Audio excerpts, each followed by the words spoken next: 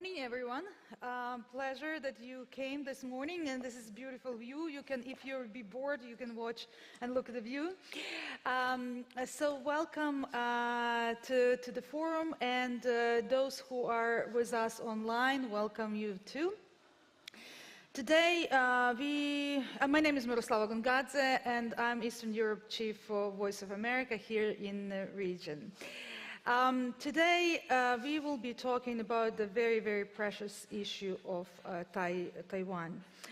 We have two front line of democracies these days. And in the European East and Taiwan, Ukraine in the European East and Taiwan in East Asia. While Ukraine is defending democracy's values with its lives, Taiwan is threatened by China, and no doubt that international peace and security, as well as the cause of democracy, would be greatly injured if Beijing attacks and observes Taiwan. To talk about the future of democracy in the region, and with the implication of Russian war, we have here today four fantastic panelists and Foreign Minister of Taiwan. Welcome Joseph Wu, he's here with us online. Welcome. We have as well representative from Poland and Germany, and they both are in European Parliament. We have Reinhard Bütikofer, and we have Anna Fotyga. Both are very, very keen on policies toward Taiwan, and obviously the leading the groups on that issue.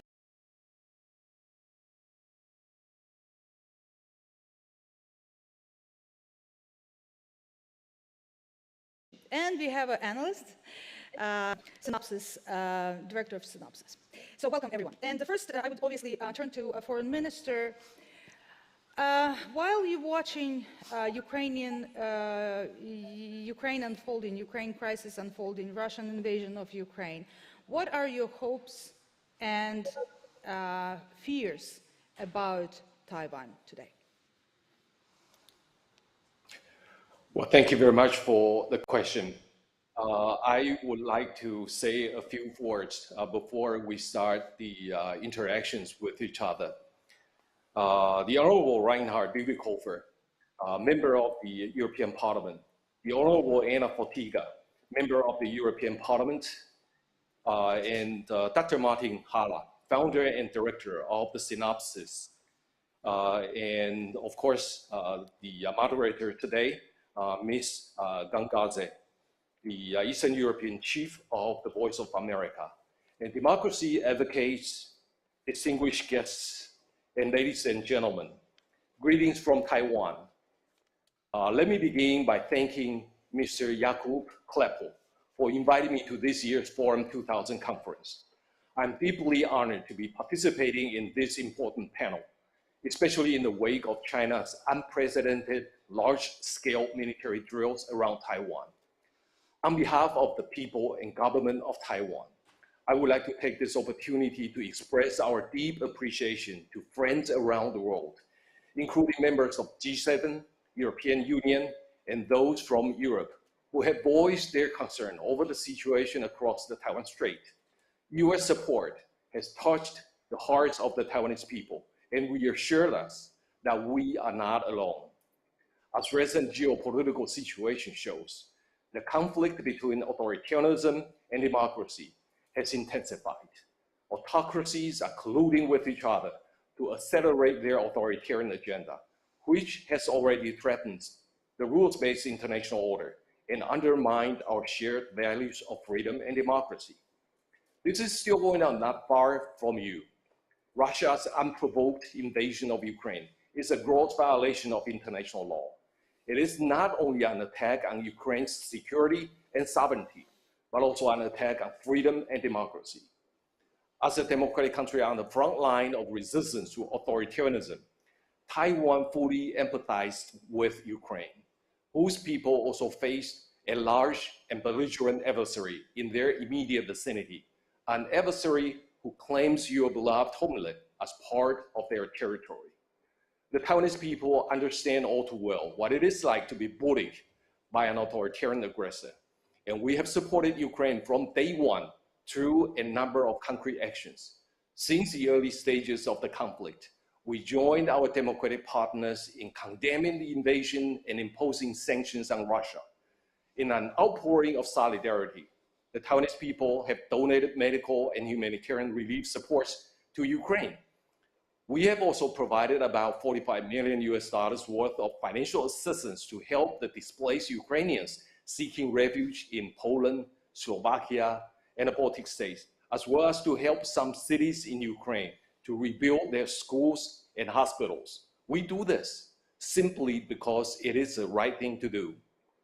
I must say that the Taiwanese are deeply inspired and encouraged by the bravery and tenacity of the Ukrainians. They have taught us that the will to fight is the key to victory. As China attempts to unilaterally change the status quo across the Taiwan Strait, I'm proud to say that our people are also determined to shoulder our own responsibility of defending the country and to fight for freedom in the event of an invasion. Russia's attack on Ukraine has also taught us that dictators are not deterred by anything short of credible military capability. In the case of Ukraine, we have witnessed the success of asymmetric solutions. The Ukrainian army has made good use of digital technology and weapons such as anti-tank missiles and drones in their counterstrikes against a much larger opponent. To safeguard our security and sovereignty, Taiwan will continue to develop its asymmetric capacity to make the invasion across the Taiwan Strait very difficult and costly. China has long employed gray zone tactics against Taiwan, exerting diplomatic, military, and economic coercion long before Speaker Pelosi's visit in early August.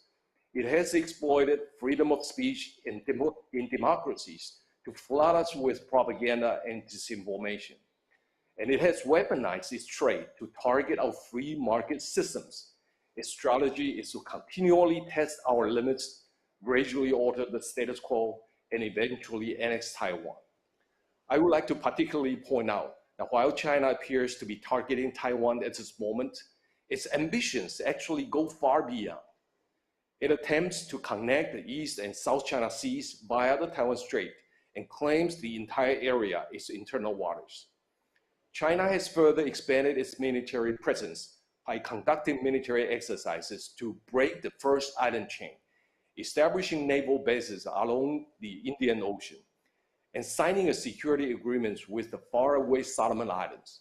It is now all too clear that China is utilizing its influence to establish authoritarian supremacy across the globe. My dear friends, this is what we must stand up against because our democratic way of life is anathema to authoritarianism. We must take collective action to counter this expansionism. Against this backdrop, we are glad to see that Europe has remained on high alert against mounting security threats and has developed countermeasures to oppose authoritarian expansion. I can assure you that in your fight to safeguard democracy, Taiwan will always be your most reliable partner. Taiwan is an important strategic asset against the expansion of authoritarianism in several aspects.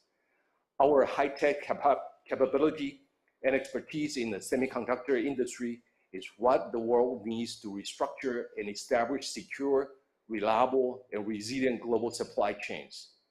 And most notably, having come under all these years, Chinese military pressure, non-traditional security threats, economic coercion, cyber attacks, disinformation campaigns, and cognitive and hybrid warfare tactics, we have developed ample observations and countermeasures that we would like to share with partners so as to jointly advance our shared cause. As George Washington put it, to be prepared for war is one of the most effective means of preserving peace. Ukraine has shown us that people born and raised in free world are prepared to fight for freedom and democracy. Democracies worldwide are galvanized by Russia's invasion to work in unity to resist authoritarian expansion. Having long faced multiple threats from China, Taiwan is ready to unite with partners to defend our shared values and preserve peace and stability in our region and beyond. Ladies and gentlemen, history has repeatedly taught us what we met if the authoritarian regimes met with inaction. Aggressors will keep pushing the boundaries. We, the democracies, must stand together with credible deterrence and send a clear message that we don't bow to any form of coercion. We must show our resolve in unity in preserving our shared values. We should keep the faith that by working together, freedom and democracy will prevail. Thank you.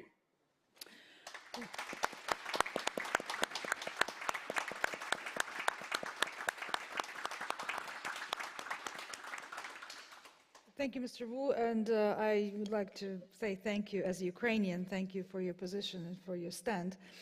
However, before I turn to the panel, I wanted to ask you one simple question. Do you think that China is becoming stronger or weaker in or became stronger or weaker in this 6 months of Ukraine-Russia war? On the one hand, if we look at their economic and domestic situation, China seems to be running into some troubles. For example, the drought or the financial institution problems or the housing projects that run into the stone wall. China seems to be in some form of problem. I think probably the most noticeable is their COVID measures that is causing a lot in their economic growth. But on the other hand, China continues to make investment in their military. And this is the most worrisome aspect, as the classical theory of authoritarianism has taught us. When authoritarian regime runs into domestic problems, the easiest way out for them in uniting their country is to find an external target as a scapegoat and create a crisis. And we are very concerned that China may find Taiwan as its scapegoat. And one more question, excuse my panelists here, it's very important to hear your voice.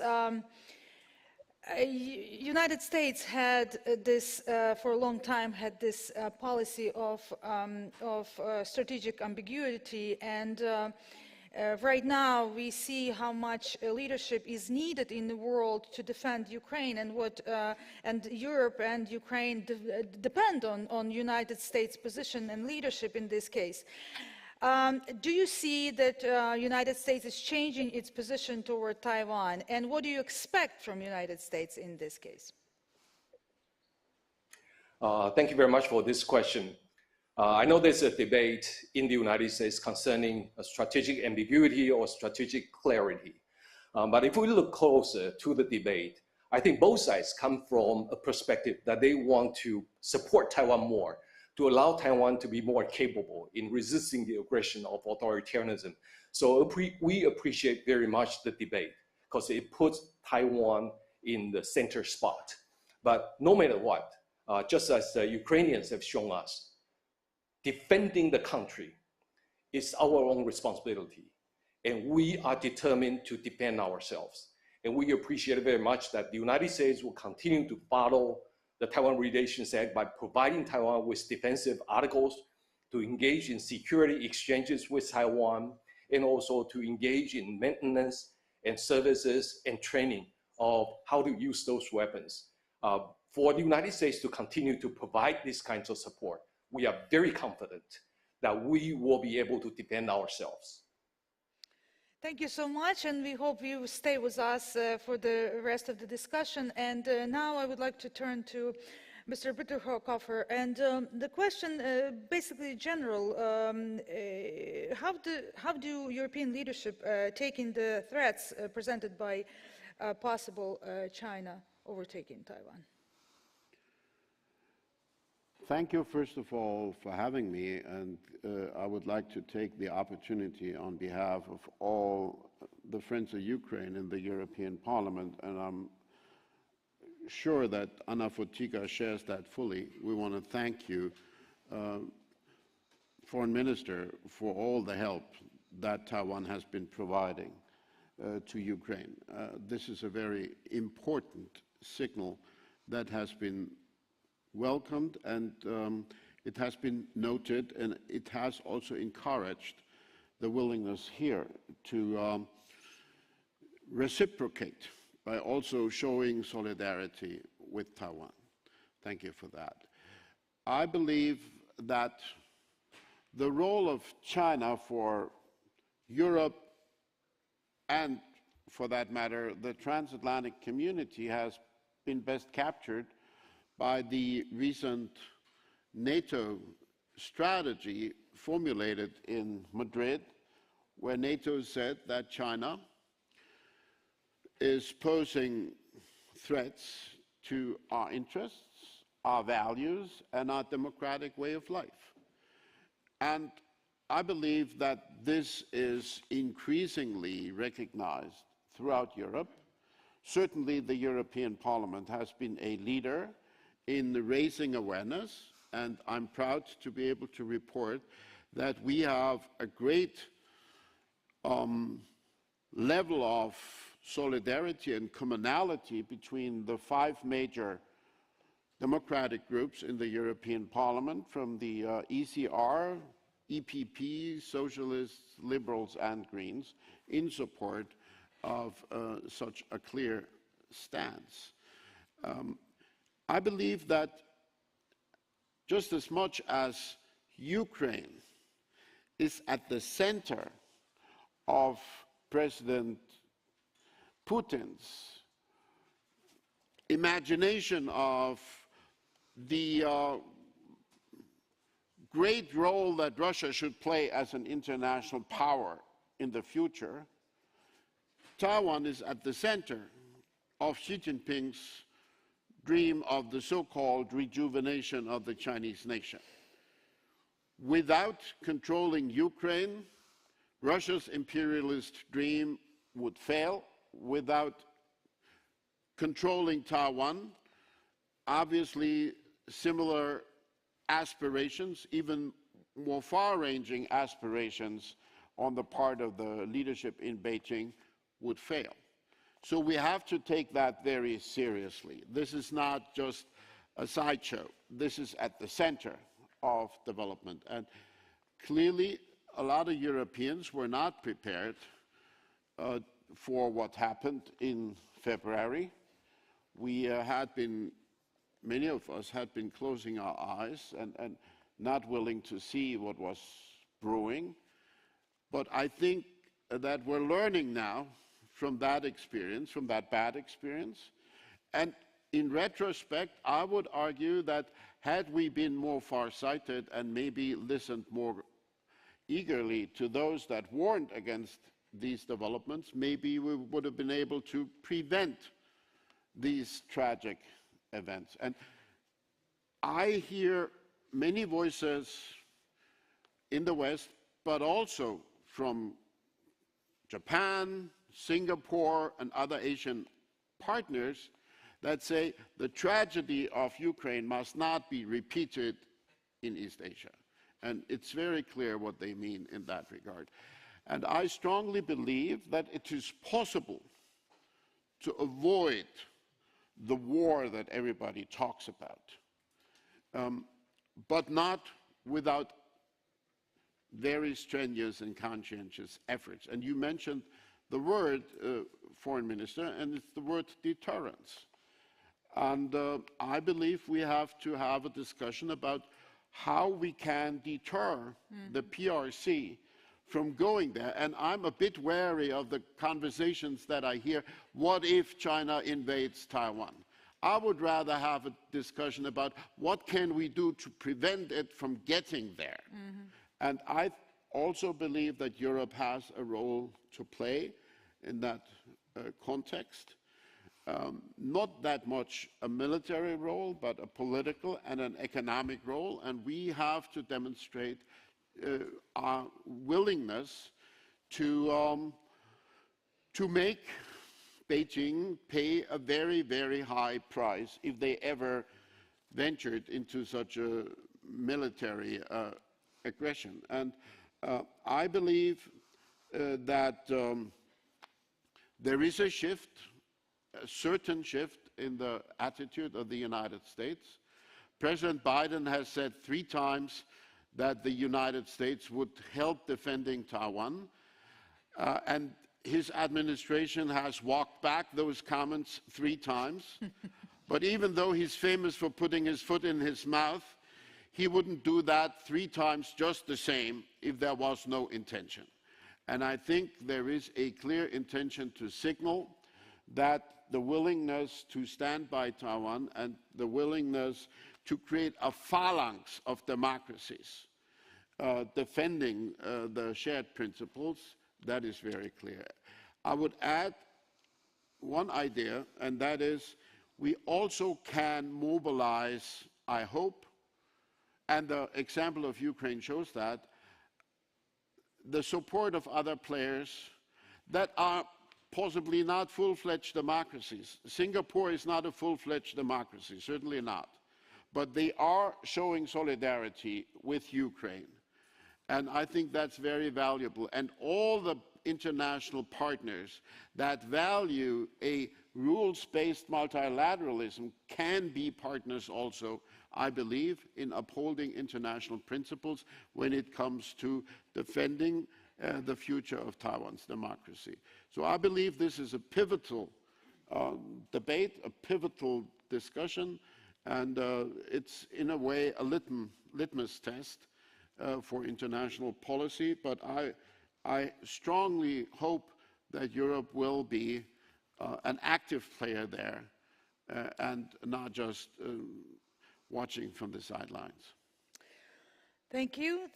And while we're talking about threats, Europe still accepting China's investment in a big scale. And it's same that happened with Russian investment in Europe in last 20 or 30 years.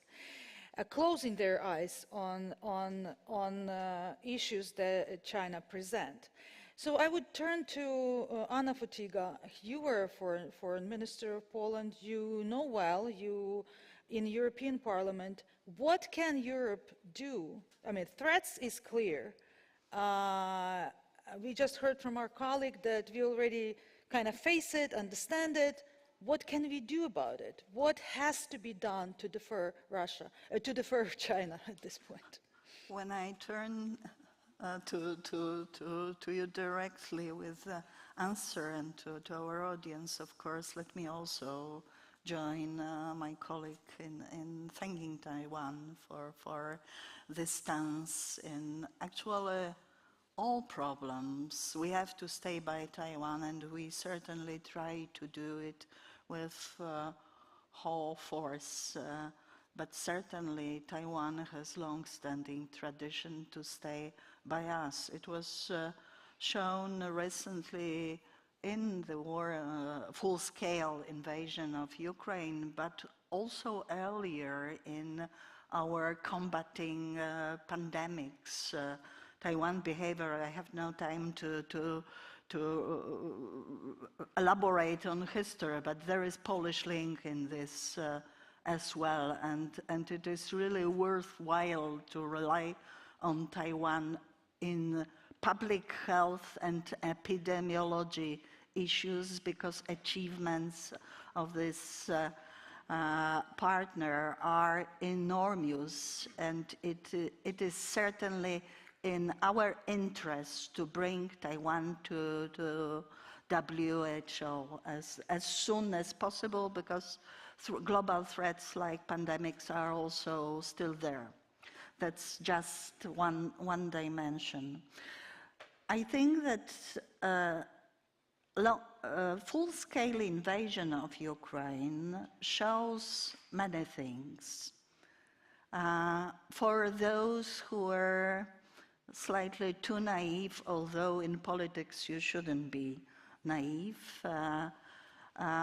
it shows the whole, I would say, development of combat, of defending Ukraine's territory, gives, I think that is also kind of deterrent to PRC heavily investing in military issues recently. That's true.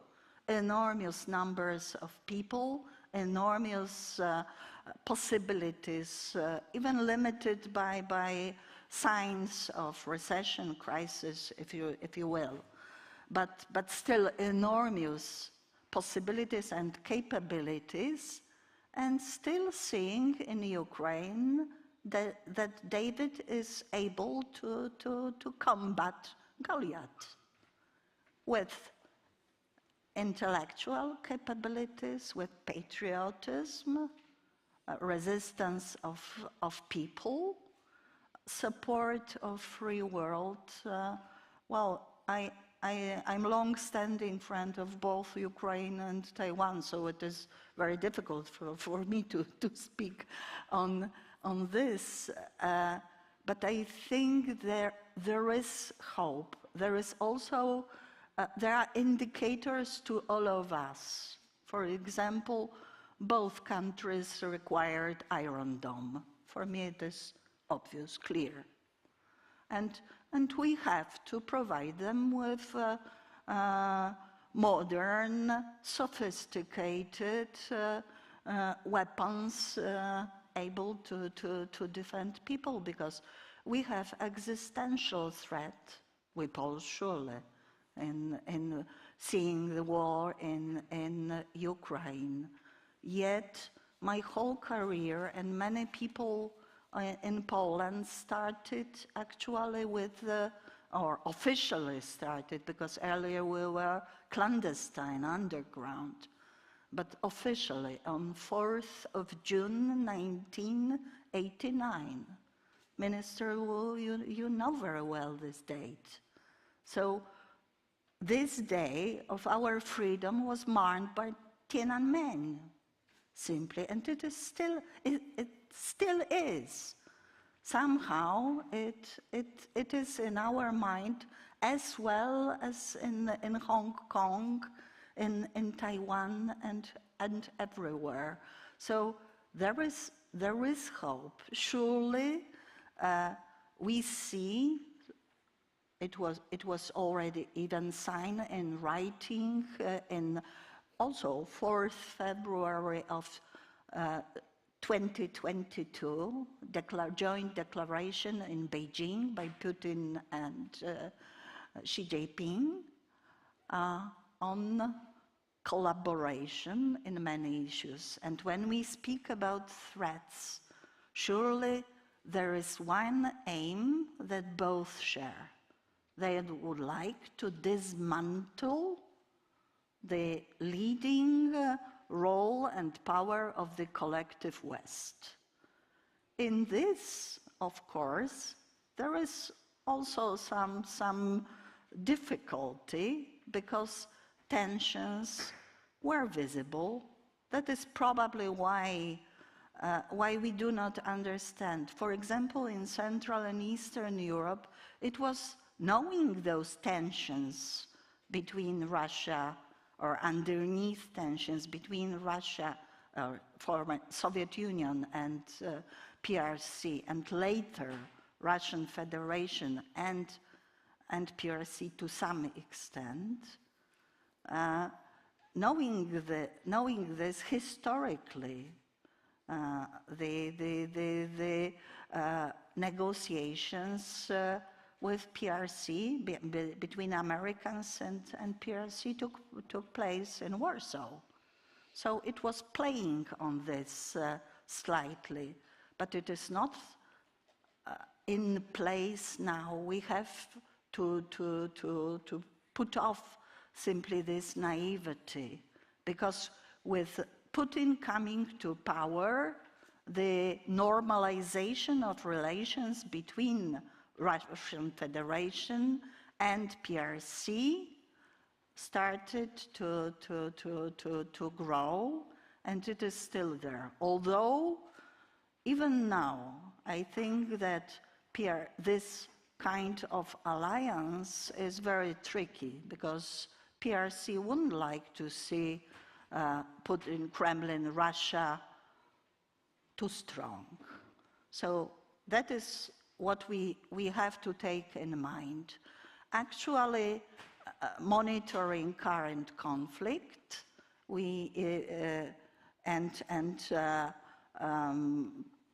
mounting of arms in Taiwan Strait, trying by PRC to undermine the median line of Taiwan Strait, so Taiwan Strait status quo between PRC and Taiwan on daily basis, not only just after, in the time of Nancy Pelosi, the Speaker of the House, U.S. House visit to Taiwan, but day after day mounting this. Yet still we see this pressure, tension, and free world pushing on freedom of navigation. So navigation of American warship, probably next UK, Canada, Taiwan, Canada, and France and others, because it is extremely important. What is also a lesson learned from Ukraine is what we, together with Reinhard Bütikofer, know for quite a long time, that it is stupid to allow this kind of investment, Chinese investment in free world. And it was already shown in pandemic later on that although we perceive China just as, I would say, honest investor, it is, this investment usually is being misused for political reasons, exerting coercion on countries trying to pursue own line, even traveling to Taiwan. That's simply impossible. We have to sustain this. But I'm very, very vocal as well about being cautious in terms of investment. And lesson also from Ukraine is that threats are both now in Europe, on our doorsteps, and in Asia, and nowadays in particular around Taiwan. And many strategies, surely Obama's pivot to Asia, or kind of let us, Europe, take this burden ourselves. Europe cannot be defeated, cannot be defended without US. It's unable to do this, simply. It is obvious. We know coalition of willing now. The most important countries are US, UK, my country, Poland, but many others also Turkey in many respects. Our neighboring Central and Eastern Europe countries, including, of course, in many ways, Czechia, there is much more complication in this. So, United States now know that it is necessary to take both challenges, that it is threat from both sides to collective West, and US still important, and transatlantic bond has to be stronger, but we have to understand also threat from PRC. And in this respect, Taiwan is really, it is difficult to exaggerate the value of Taiwan also for us because of innovation and tradition, ability, although very small, it is unbelievably progressive in this. But also one thing that is difficult, we Poles are really able to understand Russian mentality.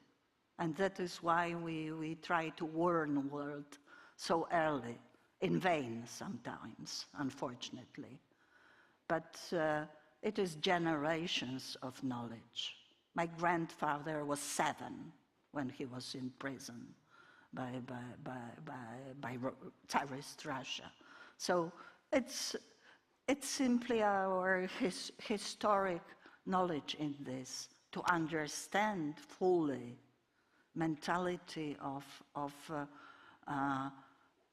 Chinese communism and real threat and intrigue. By the way, I used to oppose communism, so for me, communist is a communist. Whatever, well, whatever, well, color to this and economic intricacies. And we see it surely in Xinjiang. Thank you. Thank you very much. And I still have a lot of questions about is China getting stronger or weaker with this war in Ukraine? And do actually China need to use military power to overtake Taiwan, or could they use any other legal and economic measures to kind of strangle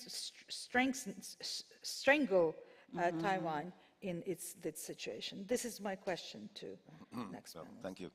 Thanks, and also thank you for having me on this panel. It's sort of difficult to calculate whether China is getting stronger or weaker in the conflict. It's a complex calculation. You could argue both ways. There are aspects in which you might argue that China is getting stronger, and there are other aspects where the argument could be exactly the opposite. But to the second part of your question, whether China, or to be specific, the PRC, the People's Republic of China, will or would have to resort to force to take Taiwan or not. Historically, the PRC has been, or would have been, preferring to take Taiwan without a fight, of course. So that's also one of the reasons why there's been so much focus and emphasis on the so-called peaceful reunification. But that goal seems to be slipping out of their hands because it seems that the situation in Taiwan is becoming less and not more conducive to the kind of formulas that Beijing has been proposing for this so-called reunification, like the one country, two systems, especially after the failure of this formula in Hong Kong 2 years ago. And the public opinion in Taiwan, as far as I can tell, is not growing any more friendly towards the Communist Party of China. I think that the opposite could be argued. So it seems that Beijing is running out of choices, and that makes the situation so much more dangerous, I would say. Now, I would very much agree with what Reinhard said about deterrence. I think deterrence is really the key issue here. We really need to prevent a military conflict from happening in the Far East. It would be much more destructive than the conflict in the Ukraine. And especially combined with the ongoing war in the Ukraine, it could easily lead to a global conflict of unprecedented magnitude. So, regardless of how the conflict would turn out in the end, just the very fact that the conflict would happen would be a major disaster of an enormous magnitude. So we really should focus on preventing any such scenario from happening. And it seems that really the only way to prevent the conflict from happening is some kind of a democratic unity. There used to be times when the conflict in the Taiwan Straits was basically between China, Taiwan, and arguably the United States. And the United States was sort of keeping the balance and with its military might, preventing any unfortunate scenario from happening.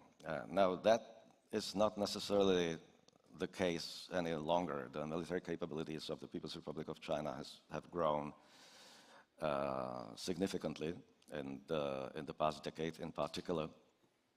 So it's not really clear whether the US Navy alone or the deterrent of the United States Navy presence in the Pacific alone could prevent the PRC from trying to take Taiwan by force. I think now it's much more complicated, and it would probably take a coordinated action by many countries in the region and even further afield. And it would also probably need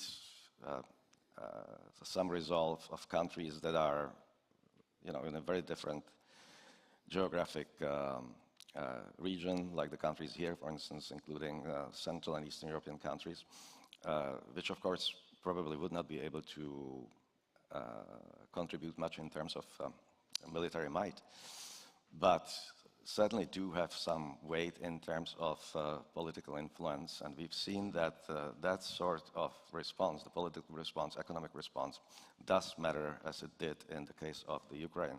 So essentially we need the same kind of democratic solidarity that we have seen. We need the same kind of democratic solidarity in East Asia, or I would even say in the whole Indo-Pacific region, that we have seen in Europe. And I think it really boils down to this new concept of Indo-Pacific, which I personally see as sort of an extension of the previous concept of Euro-Atlantic community that was formed after the Second World War to defend, in particular Europe, against the threat of Soviet expansionism. Now that the center of gravity of the geopolitical balance of power has shifted east, this kind of democratic unity, democratic solidarity also has to move east, and that's exactly what's happening in my mind with the concept of Indo-Pacific. Of course, the difference is that Indo-Pacific is much more diverse than the Euro-Atlantic space, so it will be much more difficult. The military component is much more complicated in the Indo-Pacific than it was in the Euro-Atlantic. There's certainly no NATO kind of an organization, and it's not very likely to come up despite the protestations from Beijing. So it will be much more complex, but I think it will be necessary to uphold this new emerging solidarity of open societies in the Indo-Pacific and beyond. Basically, it's now a global challenge that concerns as much the region in Asia, in the Pacific, Asia-Pacific, or whatever you define it, however you define it, as it is in Europe. So that's the short answer. Thank you very much. I would love to have discussion with the audience as well. However, I wanted just to, taking from your answer, one question to Foreign Minister and probably to our European leadership here. Do you see such a unity and in your region, and do you and who you are counting on in the region for your for your support? And a similar question to our member of European Parliament: do you see active understanding and realization and planning from European leadership and NATO, specifically at the time when they are overwhelmed with crisis in war in Ukraine? Thank you.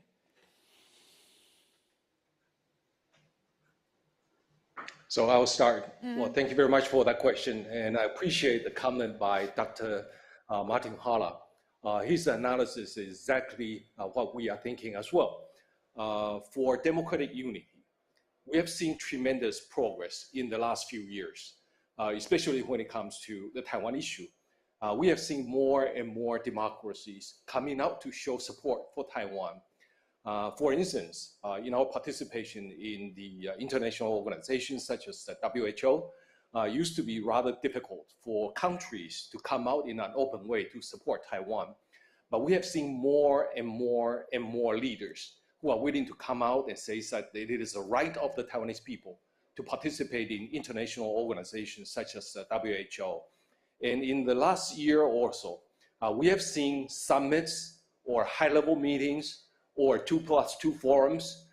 They all come up with a standard phrase that they care about the peace and stability across the Taiwan Strait.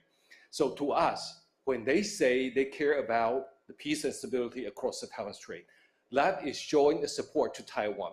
That is showing a caution to China. That is showing a support to the status quo across the Taiwan Strait. And in the recent military exercises by China, we have seen a lot of international leaders. I mentioned in the earlier statement, G7, EU, or even ASEAN foreign ministers meeting. They all come up with a statement showing concern to China's aggression, and also showing support to Taiwan. So these kinds of democratic unity is being coming into place. And especially in the transatlantic unity, I've seen is making a tremendous headway. And it is very good for us. We have seen more and more countries from both the United States and Canada and, for example, the UK, France, and Germany. They have joined the United States in conducting freedom of navigation operations in this part of the world. And the German defense minister recently said that he would like to send ships to this area to conduct more freedom of navigation operations. And we also have Australia and Japan, who are also very concerned about China's aggression against Taiwan. And if we can join hands to caution China or to deter China from its further actions, I think there's a hope for Taiwan to be able to maintain the status quo, and there's a hope for us to maintain the peace and stability across the Taiwan Strait. Thank you so much. Let me give you an example from Berlin.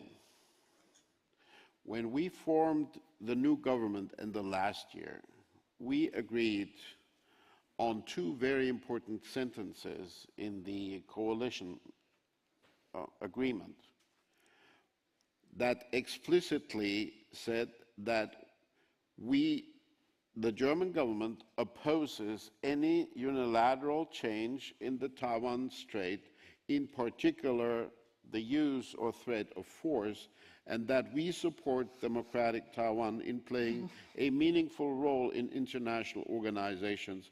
And there we would think of WHO, WHA, ICAO, IPCC, Interpol, and possibly others.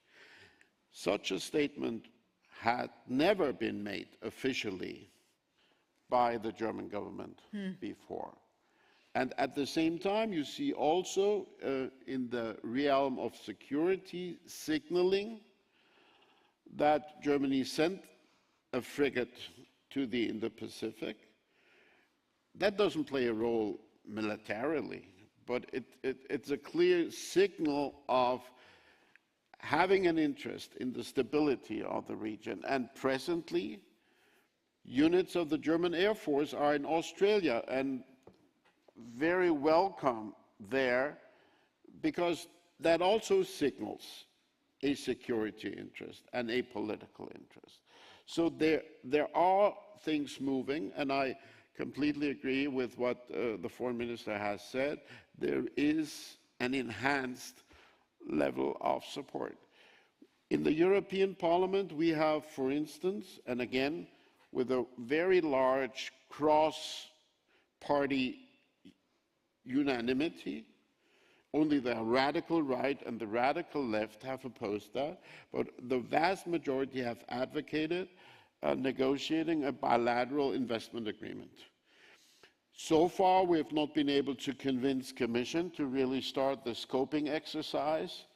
Maybe a first step could be talking about a resilient supply chain agreement. That could be a first step to get there. But at least the European Commission has enhanced the economic relationship by raising the level of discourse between European interlocutors and Taiwanese interlocutors. So I really would say you can see that this is not just a dream, but that we're working on improving there. Would you like to add? Yeah. I would like to raise slightly different angle of the situation, although sharing view of both Minister Wu and Mr. Bütikofer. I would like to also raise kind of advocate of evil issue. Yesterday, the exercises Vostok 22 started with, first of all, organized by Russian Federation and focused on the East, Vostok, so the East, with both PRC and India exercising them. For unity of the, let's say, like-minded countries, India, in opposing PRC policies, in guarding freedom of navigation, is of utmost importance. And here I would like to show the angle between Ukraine and Taiwan. There is long-standing history of non-aligned countries somehow also being engaged with first Soviet Union, now for Russian Federation as so relationship. It's some kind of history in India's relationship, but everything depends on the power of the Russian Federation. So we have to know how important it is also for Far East to defeat Russia in Ukraine by all of us with full force. That is so important. Also for the reason because India is able to understand this balance of power very well, and it is not PRC influencing India in this. Surely not this. So we have to know that it is a global issue. Thank you so much, and we have a couple of minutes for the audience, so please raise your hand. I would love to have some discussion. Yes. I'm Alexander Mereshko. I'm the chair of the Foreign Affairs Committee of the Ukrainian Parliament and Verkhovna Rada. First of all, I would like to turn to I would like to turn to Minister of Foreign Affairs of Taiwan and to express my deepest gratitude for your solidarity and for your aid which you provided to my country, Ukraine. We really appreciate it, and I have initiated the creation of the group of friendship with Taiwan. And the thing is that Well, it's a difficult task, as you know, and People's Republic of China is not happy, trying to prevent it from happening, but we're doing our best. And my request to my colleagues from the European Parliament, what we need consistent and resolute European Union foreign policy towards Taiwan. Because Ukraine is trying to coordinate, we're trying to become a member state of the EU, and we're trying to coordinate our foreign policy with the EU foreign policy. That's why we should be on the same page with regard to Taiwan. Thank you. Thank you so much. More questions? I see the lady in the back. Thank you very much. My name is Martina Tauberova. I'm former Deputy Minister of Industry and Trade here in the Czech Republic, responsible for international trade. And in the recent 3 years, when I was in the position, I was a strong advocate of enhancing Czech and Taiwanese economic relations, and which, as you can assume, has quite an important also political dimension. And some opponents of enhancing the relations would even argue that even implications when we talk about the relations with China. So I would like to thank Minister Wu for the excellent cooperation we have had in the past years and the full support Taiwan has offered to the Czech Republic during the pandemic times. Thank you very much for that. And I would like to thank all the speakers here today for sharing with us the expertise. So thank you very much for this very fruitful discussion. And my question is, if you could share with you your expertise on the thinking of Beijing now, the fact that it has so far hesitated from doing something extreme vis-à-vis Taiwan, is it purely the fact that it is not still, the military capabilities are not strong enough to do it? Or is there more the hesitation due or in light of, from you described, the political support which has been increasing vis-à-vis Taiwan? So what is the thinking now? Can we expect, unfortunately, in the years to come, 5, 6 years from now, that there will be an invasion from China because it will gain the necessary military threat? Or can we see the even more inclination or, let's say, hesitation because there'll be more and more other, let's say, thoughts which will basically deter China from doing it because there will be more resistant or, let's say, support for Taiwan in the future? Thank you. Thank you. I probably would turn to Martin about the thinking, China thinking. You know, I'm not privy to their internal conversations, of course, but it seems to me that the PRC probably already believes that they have the military means to take Taiwan by force. And it seems to me that the only thing that's actually keeping them from doing that is the concern about the potential fallout internationally. And that makes the democratic solidarity that I had mentioned so much more important in my mind. I also wanted to make one more comment. I think there's one practical aspect of the whole situation that might be good for people in foreign countries, especially here in Europe, to keep in mind, and that's the various interpretation of the One China policy.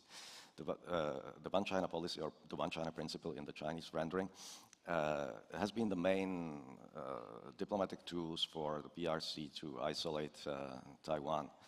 And you know, there's been a lot of discussion about what it actually means, One China, or whether it even exists. And I would argue that it's actually irrelevant. So this is something that the PRC, the Communist Party of China, is believing, that, or I don't even know if they believe it, but they suddenly claim it, that there's this One China. I don't think it concerns the outside world very much whether there's One China or not. I would argue that the One China policy that most of the world has been, well, most of the outside world has been practicing, should really focus on preserving the peace in the area by upholding the status quo of the de facto parallel existence of two entities, the PRC and the ROC in Taiwan. And I think the practical interpretations of the One China policy have actually been slowly moving to this point, you know, that whatever the Communist Party of China thinks about One China, whatever, it's their problem. Our problem is to maintain the peace. And the peace in this particular situation means maintaining the status quo. Thank you very much. Our colleague from European Parliament, do you have? Yeah. I think that is a point that is very important and has to be emphasized. Barney Glaser of the German Marshall Fund has recently published a study about the so-called One China principle and has put into question some of the propaganda that China has been, the PRC has been peddling over the years, and what it all meant when the PRC was allowed to take China's seat in the United Nations. But whatever that amounts to, I do agree with Martin that we as Europeans, we should not let China influence our policy, including our policy towards Taiwan. And there is a recent example for that, and that's the case of Lithuania. Lithuania wanted to open a Taiwan office, and they early on told Beijing, and Beijing told them, no, you're not going to do that. And the Lithuanians said, well, I think 16 or 18 European member states already have a Taiwan office, whatever the name is. And China said, yes, in the past we had to concede that, but today we're not allowing it anymore. So basically what you see there is that they're trying to move the goalpost, they're trying to move the red lines, and to hamper our development of our own policies. And of course, I'm very glad that Lithuania didn't cave in. And then we had the sanctions, including secondary sanctions from China, which went strongly against the holy grail of the European integration project, namely the single market. And that created a lot of solidarity. But we have to insist, and by international law,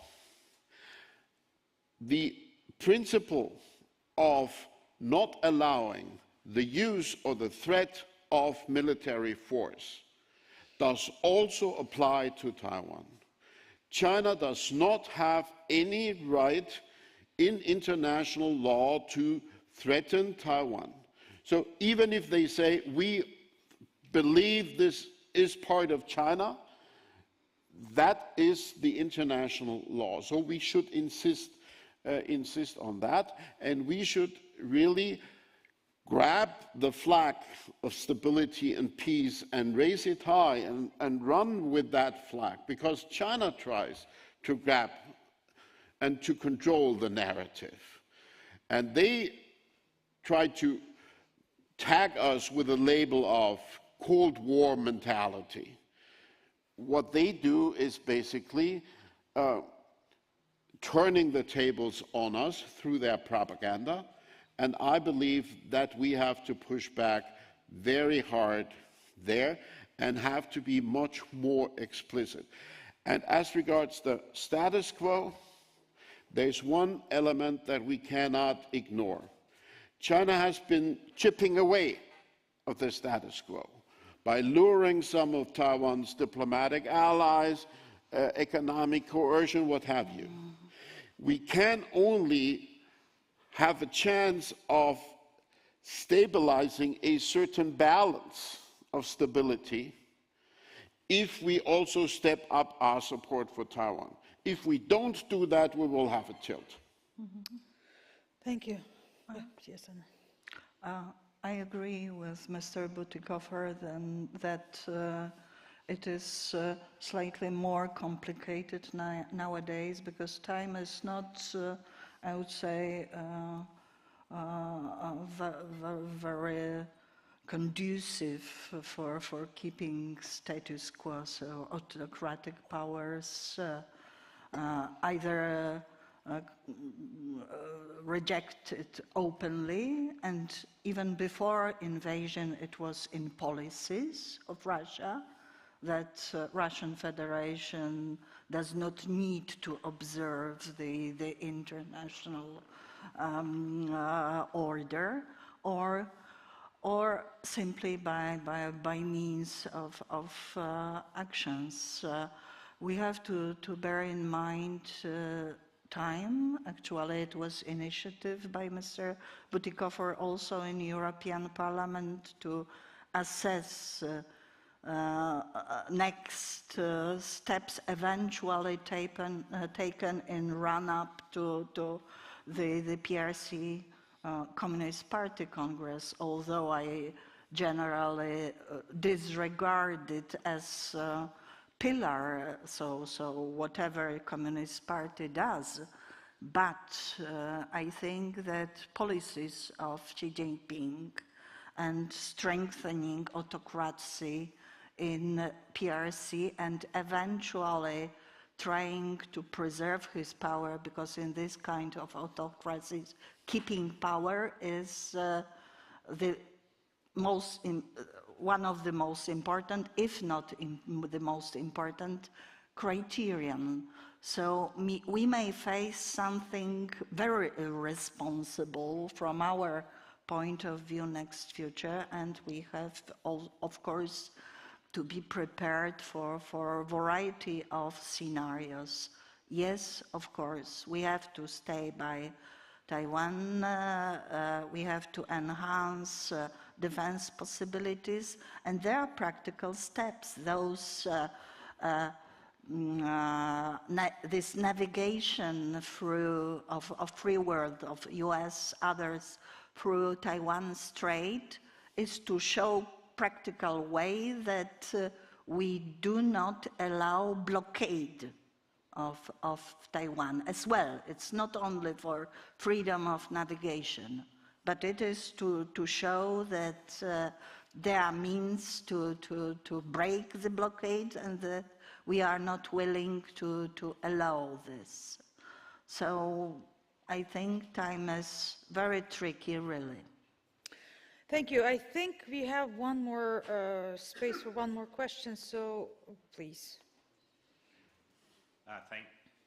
Thanks, Misha from Australia. My question is about sort of practical steps. As an Australian, I've got a lot of sympathy for an island democracy of 25 million people being menaced by the CCP. So practically speaking, there's talk about getting Taiwan into multilateral institutions, but then are there minilateral institutions that the Taiwanese would like to join? For example, the Comprehensive Trade-Pacific Partnership Agreement, which is the follow-on from Obama's trade deal, the TPP.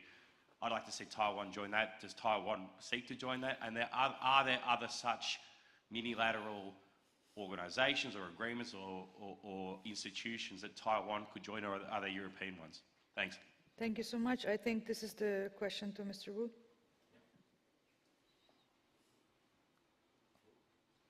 Oops, wait. There's a multilateral... Good. Sorry, we didn't hear you for a little bit. Go on. Can I go ahead now? Yes. Oh, okay, thank you. There's indeed a multilateral mechanism that we are seeking participation. That is the CPTPP. You mentioned about CEPA. Actually, CEPA is being more or less dominated by the PRC, and therefore, for us to be able to participate in is rather difficult. And especially the standard of trade in CEPA is not high, and therefore we are seeking participation in the CPTPP.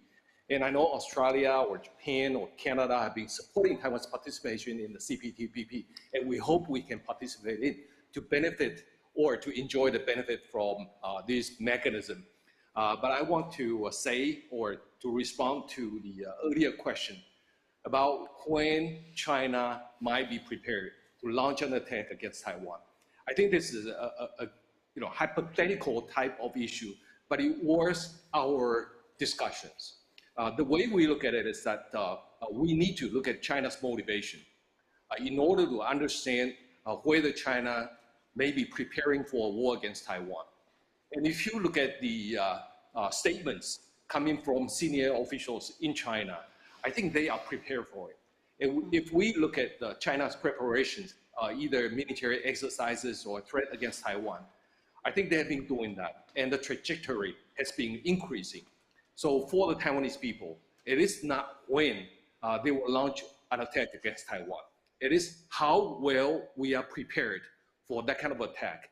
And we are trying to be prepared for an assault by China. And we hope we can allow the international community, as well as China, understand that if they want to attack Taiwan, they will have to pay a dear price because we have the will to defend ourselves. Very often, when we look at China's motivation, I think they are trying to expand their power and influence. And as I said in the statement a little bit earlier, they might be targeting at Taiwan at this moment. But I think their ambition is far beyond Taiwan, East China Sea, South China Sea, even the Pacific or Indian Ocean. And therefore, when we look at the issue, we look at China's expansionism. But when it comes to Taiwan, we understand our European friends always get this. If they show support to Taiwan, they get pressured by the PRC, and they do a very good job in the pressuring individual or institutions. But our friends are not deterred. They understand that when they are pressured by the PRC, or when the PRC gets upset at individuals or institutions, that means they do the right thing in showing support to Taiwan. And I would like to express my deep appreciation to the international community who will show support to Taiwan. The traditional powers like Germany or France or UK, but Central and Eastern and Northern European countries. For example, the Czech Republic, Slovakia, the Baltic states or Northern European states, they have shown tremendous support for Taiwan. And these kinds of voice has been ringing very loud among the Taiwanese people, allow us to understand that we are not alone in dealing with the expansion of authoritarianism. We have friends, and we appreciate it. Thank you so much. And I probably would, if you have a little time, or we're over. Do we have time? Okay. If nobody tells me, so it's over. 5 minutes? 3 minutes, 3 minutes, 1 minute each. It's not a question of my understanding of the general views of this panel. It's not a question if, it's a question when. So what one step that European Union and a collective West have to do if that would happen? I'm not going to discuss what we will do if an aggression happens. I'm going to focus on what we can do to push that back as best we can. And one contribution from the European Parliament is that for the first time in this December, a standing committee of the European Parliament will visit Taiwan, namely the Trade Committee. Perfect. Mr. We live in certainly difficult time when the unity of collective West is tested in many places, but the most important playground nowadays is Ukraine. We have to be prepared, though, also for clash of two systems in and around Taiwan as well. I think that Taiwan is a very capable partner in this, and we have already elaborating on our Ukrainian experience, although it is much broader. We have to know how to act, how to help Taiwan prepare, and to prepare ourselves for this. We count on slightly more rational, but we shouldn't we shouldn't differentiate our actions in this. But I think that PRC may learn also from this lesson, and we can gain time, but now focus all our force in helping Ukraine to win this war, because it is absolutely not to strengthen PRC, it eventually strengthens only in the relationship between PRC and Russia. And that is, from my point of view, also, I wouldn't like to judge it, but of course our immediate threat is Russian Federation. We are so heavily involved in supporting Ukraine. We are a hub of international support to Ukraine now in all respects with full understanding also existential threat of this and accepting this, I would say. So we are also ready to align. There is, remember, we all of us try to do this in the EU Council, but I used to be a part of NATO reflection group as well in near past, and it is Taiwan mentioned there as well. Thank you so much, and yeah, I would give the, I'm sorry for this, no time. Last, you have, okay.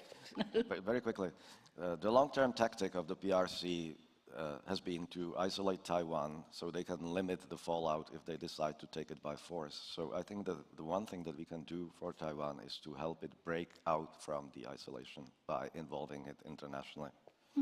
Sure. Fantastic. Thank you. I think it's a good ending of this panel. Thank you so much. Thank you for all the participants and the audience. Thank you. Thank you.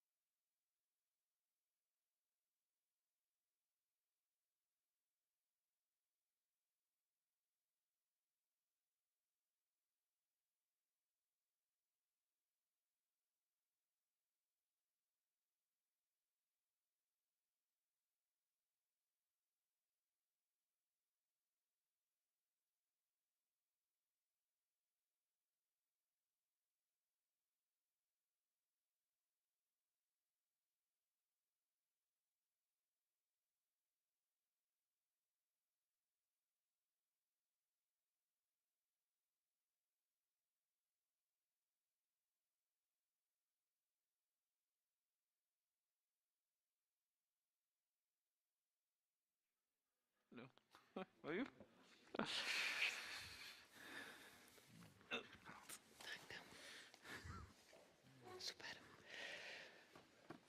Can you hear me? Perfect. Hello, everyone. I think we can start with this last panel of this year's conference, Forum 2000.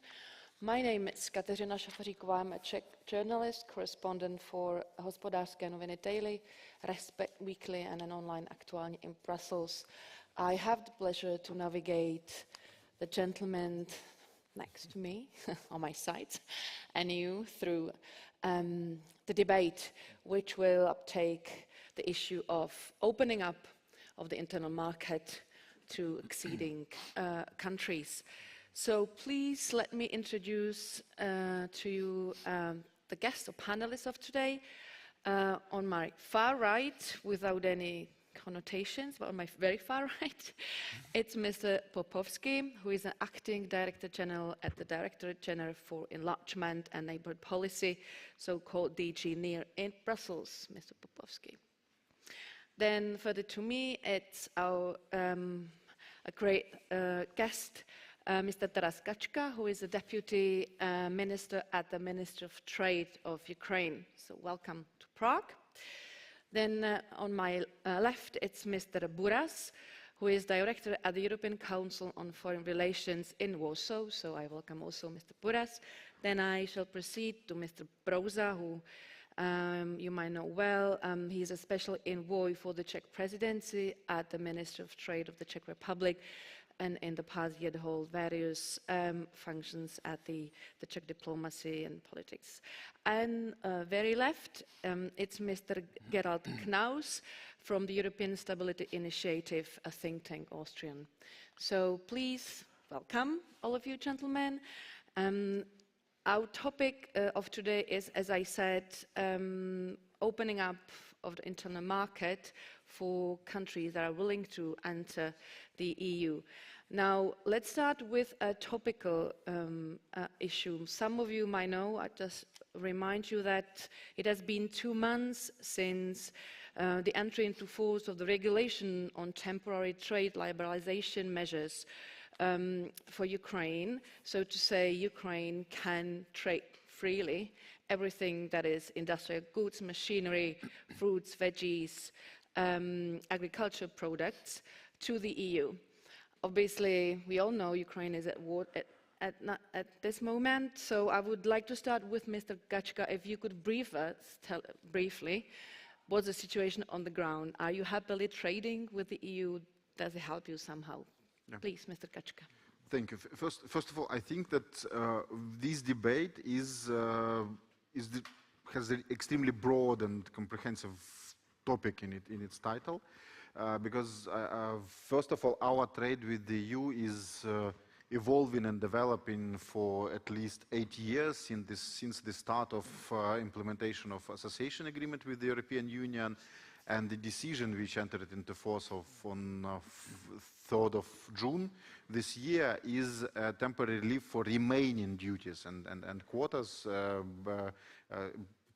mostly for agricultural goods, and it was our ambition even before war that we declared that the EU should not be afraid of Ukraine, and we can trade freely because we are not a threat. We are rather part of solution for the EU, especially in these global circumstances. But when we are talking about particular trade for last 6 months, so the EU for us is not only like biggest, is like monopoly trade partner for the moment, because more than 80% of our export goes to the EU. So now this percentage point, this share, a little bit shrinking because the ports of Big Odessa are slowly opening, and the tempo of our export to Asia and to Africa is increasing. But especially in second quarter of this year, so that all our export went through the EU, even export to third states. And we see here two big messages. So first of all is that EU is our natural business partner. So it's not only, we are not treating EU as a lucrative market. We are looking for access. So that in majority of our products, we are part of supply chains to the EU. So we are rather partners to business than to consumers. So our trade is mostly business to business. So that even if it's about agriculture, so that in agriculture, the biggest volume, not the biggest price, but biggest volume is corn, and corn is used for feeding animals in the EU. So that, and the joke I used to talk that Hamon Iberica is like made from Ukrainian corn, but it's only partially a joke. So that this is a really essential share of feeding stuff for Spain, for animal industry, and it's as well applies to Czech Republic and Germany. So last month, one of, let's say, biggest export product was rapeseed. Rapeseed is like several $100 million of US dollars per month, so that new harvest arrived, and the major consumer is the EU industry for biodiesel, etc. So the same applies for machinery, for cable production and spare parts for car industry. So that's why we need to increase and to work to concentrate not only on tariffs but also non-tariff measures. And here we have a lot of success and progress. So recently we managed to complete multi-annual exercise on, let's say, on customs facilitation, and we've been invited to the common system of transit. So it's the EU and surrounding states. It will help the crossing of the border, so formalities, and it will help as well to involvement of Ukrainian industry in supply chains in car industry. So that is particularly interesting for Czech Republic and Germany and everywhere else. So that's why for us, internal market treatment is not like an additional benefit. It's our core strategy for economic development, and we believe that the idea of nearshoring, open strategic autonomy that are so intensively debated in the EU, they can be implemented only if Ukraine is considered by the European Union as a part of all these supply chains, that we can easily help to replace, or to minimize the dependence on China or Latin America, and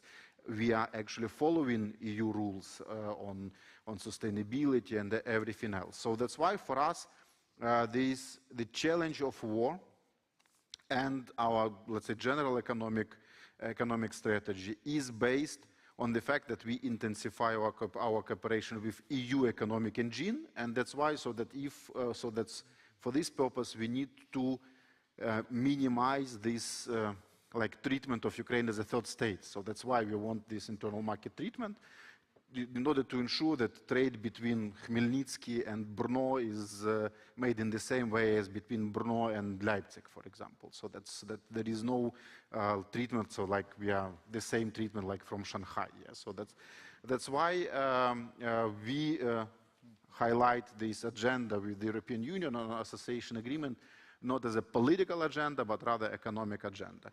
And just 2 seconds to complete, I think that for all of us, this decision on the 3rd of June was like rather a psychological measure for relief, because there were no questions what is the tariff for Ukrainian products. Because before the 3rd of June, there was like a discussion. Everyone who shifted its attention from Belarus to the EU asked whether I need to pay duty for some steel products. And in reality, there were no duties for steel products or for machinery. So that's why for us this general cancellation of duties was rather general signal to all Ukrainian business that their products are welcomed on the EU market. And that's why now we say that it should be not only temporary, it should be at least mid-term, because 12 months is not enough for business to understand their capacity to be present on EU markets, so on both sides. Thank you.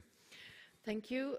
We all know that many countries in the past, or actually the present, was striving to make it to the EU. They got stuck in a situation where they were trading with the EU, but they couldn't become the members because of the political disagreement on the side of the EU. So just to sort of underline your point, do we understand you correctly that you are thinking that economy or trade can make it or break it? You still think it's the economy that will sort of help you to get in?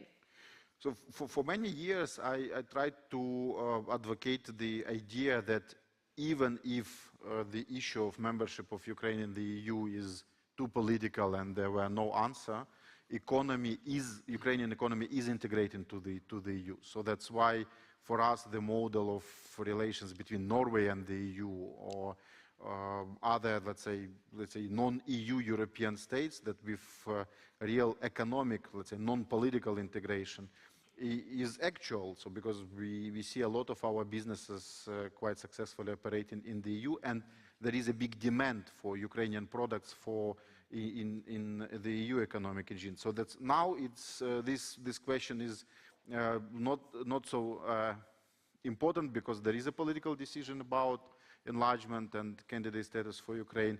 But no matter how long this enlargement process will take place, Ukrainian business will integrate to the EU internal market faster, because now we see that there is no one product or one company which is export to the EU. We have more than 10,000 Ukrainian companies exporting to the EU. We see that the nomenclature of products is as well increasing every time, and we see that these relations are getting more and more intense. Maybe Mr. Popovsky could brief us on what is the European bureaucracy thinking here, whether the fact that indeed tariffs and quotas were lifted temporarily, whether it was the decision of the European Commission because the Commission knew she couldn't go faster, further with Ukraine because of the overall political framework, or because you were sort of thinking it's really something that might help, psychologically to Ukraine. If you can brief us on the European Commission standpoint. Thank you. You put a negative spin on my intervention by referring to me as European bureaucracy. But so be it. It's part of my job. But it's the best in the world. Of course it is. Best of the worst, yeah? But I very much agree with Tara's analysis. I mean, Ukraine is really well advanced for a number of reasons, one of them being the association agreement and the free trade agreement. Very often we refer to the fact that the association agreement covers between 60 and 70% of the European laws and the acquis. It doesn't mean that everything is in line with the acquis, but these areas are included in the process, and that's already quite a difference when you compare the Ukrainian agreement to other agreements from the past. Then some of the measures that were taken after the Russian invasion are, of course, emergency measures, but are really significant. I mean, the trade liberalization is one. Okay, it's for 1 year. We can consider prolongation. We have to analyze the flows. But, if it works, then sort of the answer seems to be obvious. Another historic decision was the switch from the Soviet grid to the European electricity grid. It is there to stay, meaning it has implications for the economy market, and Ukrainian companies already signal their readiness to start selling electricity into Europe. I mean, it's happening, but it can be done at a bigger scale. And we know where we are when it comes to energy provision in Europe. In August, the cost of this export was $73 million US, according to our custom statistics. So it's quite significant for us. So this is really important. So certain steps have been taken. Now, Ukraine is a candidate country, which means it is also covered by the enlargement methodology of the European Union. It's a technicality, but it has certain significance, because one of the underlying principles of the enlargement methodology is the concept of accelerated integration. And these are examples of actually accelerated integration. It will take time to get there, and unfortunately there are no shortcuts. I mean, the enlargement process takes time. If we start considering shortcuts, it may backfire because of the Western Balkan countries that are exactly in the same position, but also because of some of our member states that want to be reassured that everything is done by the book. And that has been our selling point to the European leaders, my president's selling point to the European leaders when she went to the European Council in June with the opinions on Ukraine and Moldova and also on Georgia, saying we've done everything by the book, the same way as we've done in the past with the Balkans. And that was credible. And they decided to grant candidate status. So we will now look at different other options of accelerated integration. Telecommunication or digital is a good example. Now, next Monday, we will hold an association agreement, association council in Brussels with Prime Minister Schmichal present, and that occasion we will sign an agreement on Ukraine's participation in the Digital Europe program. Just an example, but there is more to come.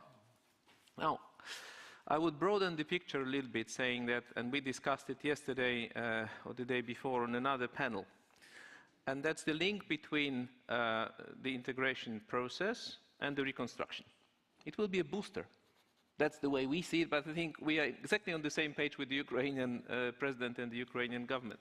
Because once we start working on the reconstruction in a comprehensive manner, it will not only come with a huge of money, with a lot of money for different kinds of projects, but also with an opportunity to speed up reforms, to build back better, as we call it. So it will be an accelerator for the energy sector, for agriculture, for industry, etc., and Ukraine has a lot to offer. And there are many, many sectors of the Ukrainian economy that have a lot of potential. For the time being, cannot be used, of course. Digital is a good example, everybody knows that. But of course, Ukraine is an industrial nation.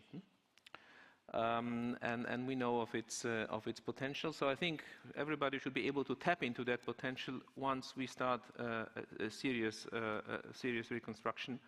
And of course, it will be only possible once the war is over. I mean, the big scheme reconstruction, because reconstruction is happening as we speak, in particular in the western part of Ukraine, and we're also supporting that with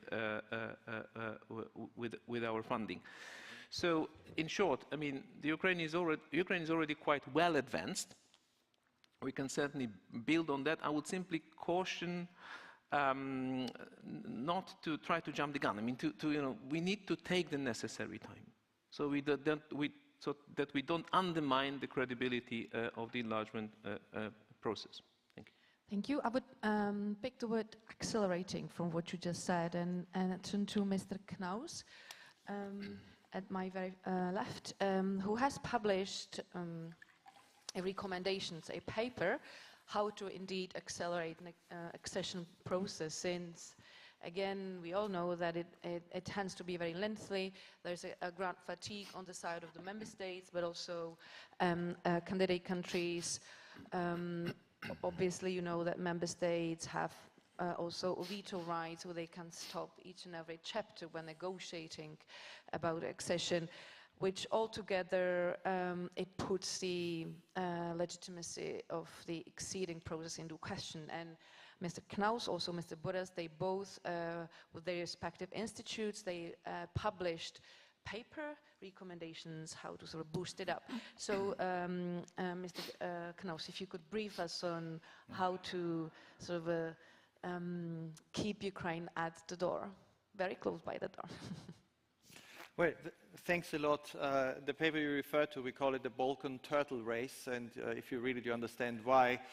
Because we've been studying for the last 20 years, since I met people in the Romano Prodi Commission 20 years ago, pushing to give the Balkans a clear perspective. And in Thessaloniki in 2003, it was said the future of the Balkans is in the European Union.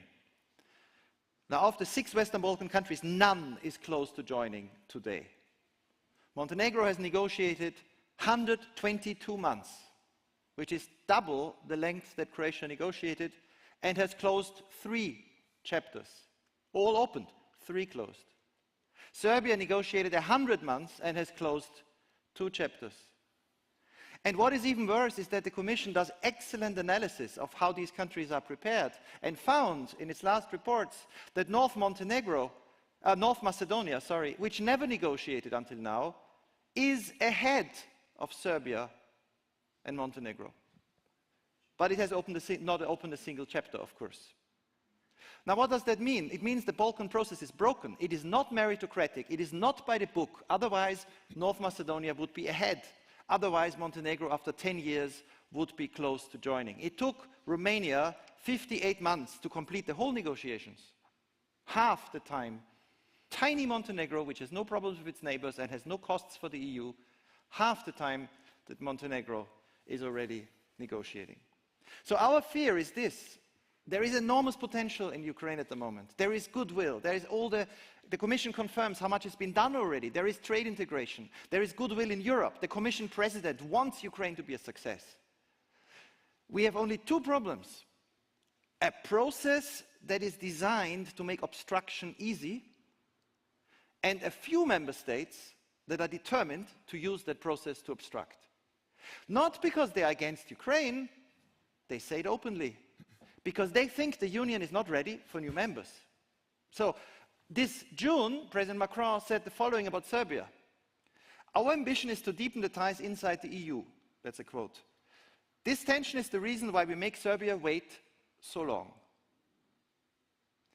Now, what do we do?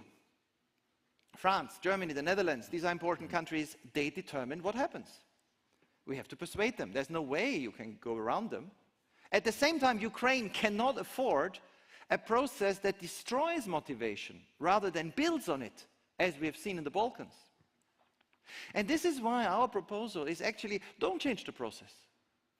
There's just one thing the Czech presidency, together with the Ukrainian government, could try to get into the Council conclusions this year as its decisive contribution to transform the relationship between Ukraine and the European Union. In the Council conclusions, one could say that when the Commission finds, and the Commission is the arbiter, that in the chapters that Ukraine needs to negotiate, whether they are open or not or closed, doesn't matter. The assessment the Commission does on the Balkans every year is on all the 33 chapters where the countries are. When the Commission finds that Ukraine meets the criteria, which could take 3 years, 4 years, at that moment, member states are prepared to grant Ukraine the 4 freedoms, which means full access to the single market, which means Norway. It's not an alternative to accession. You still negotiate for full membership. But as we've seen, full membership doesn't depend on Ukraine alone. It depends on countries, blocking, playing games, thinking about the Union. This should depend only on Ukraine.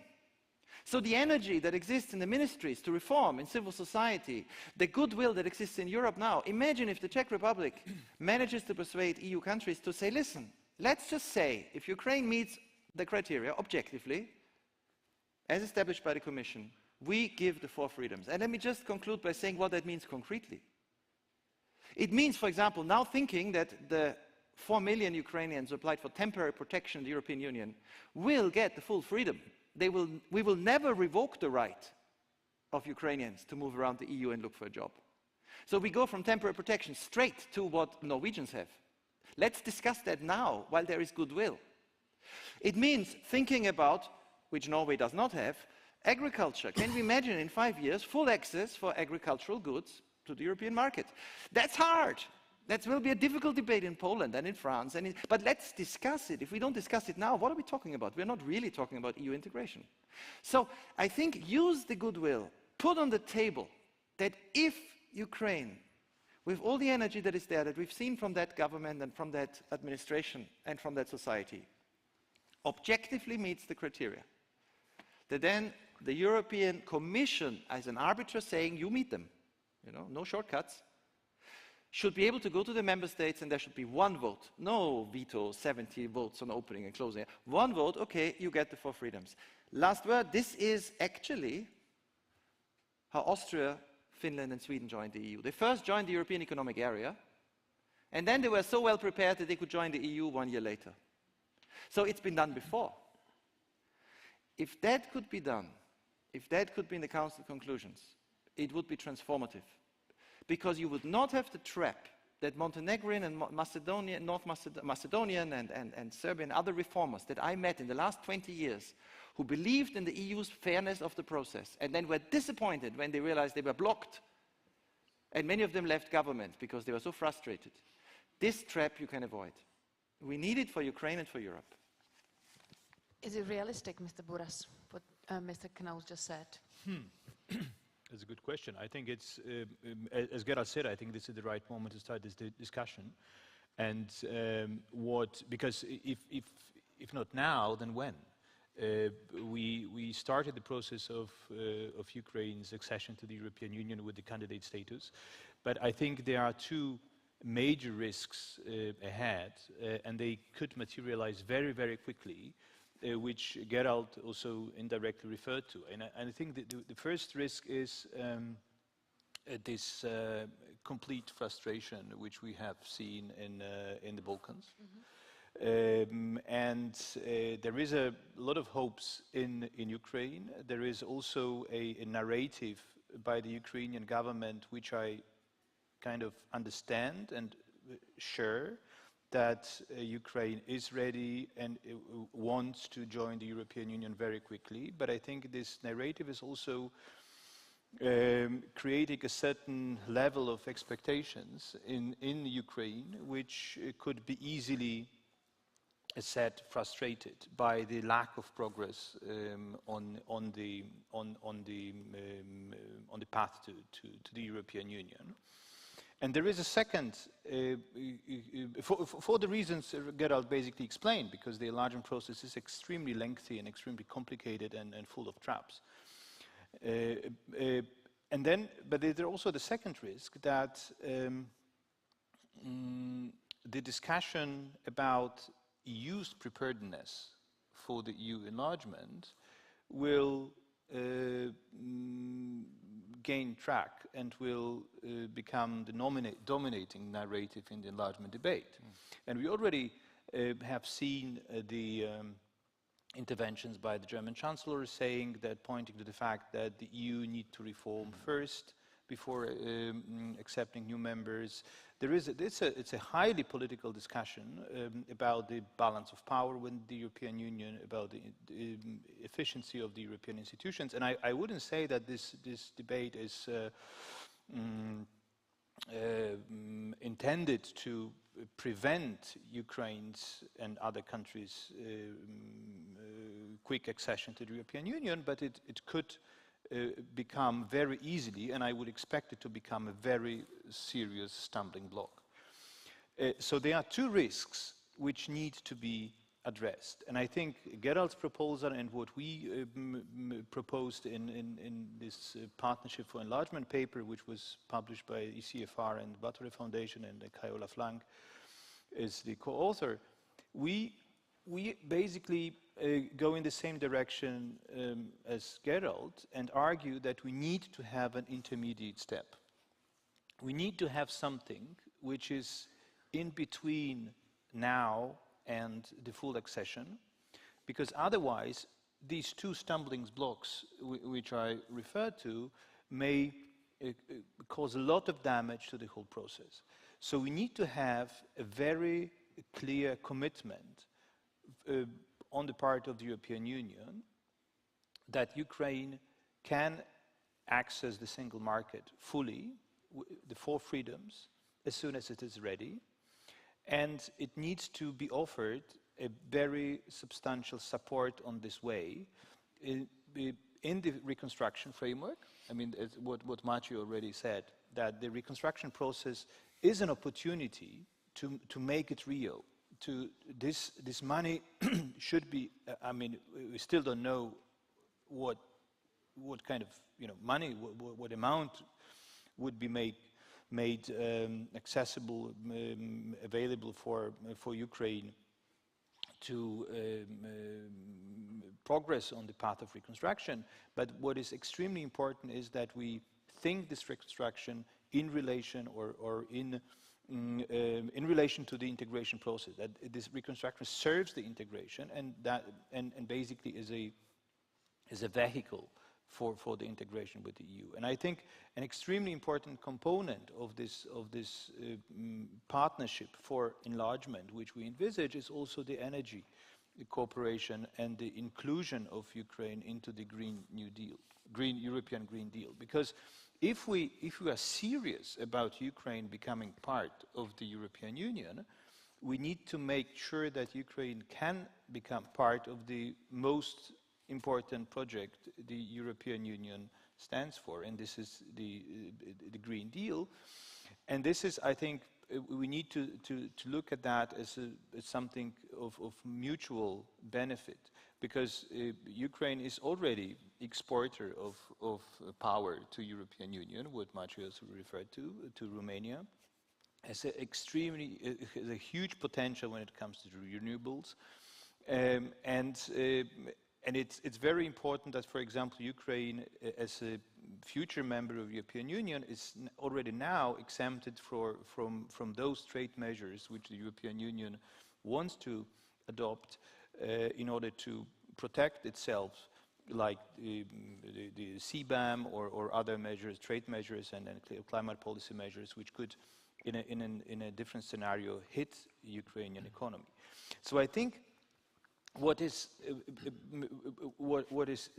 key here is that we need to be aware of these pitfalls of the enlargement process and learn from the experiences from the past, and focus not only on this very long technocratic process, but to use the momentum and to define an intermediate goal which the European Union would treat seriously, and where would be a political commitment from the EU very soon. And the full accession to the single market, of course, cannot happen overnight. It's a very complicated process, so we shouldn't talk about a fast track solution or artificial acceleration of this process, but rather of a meaningful step which would anchor Ukraine, but I also would like to emphasize also other countries who are aspiring to the EU membership as soon as they are ready. It is not a offer which should prevent other countries which are, more advanced from taking the step because others are not ready. So this is on an individual basis.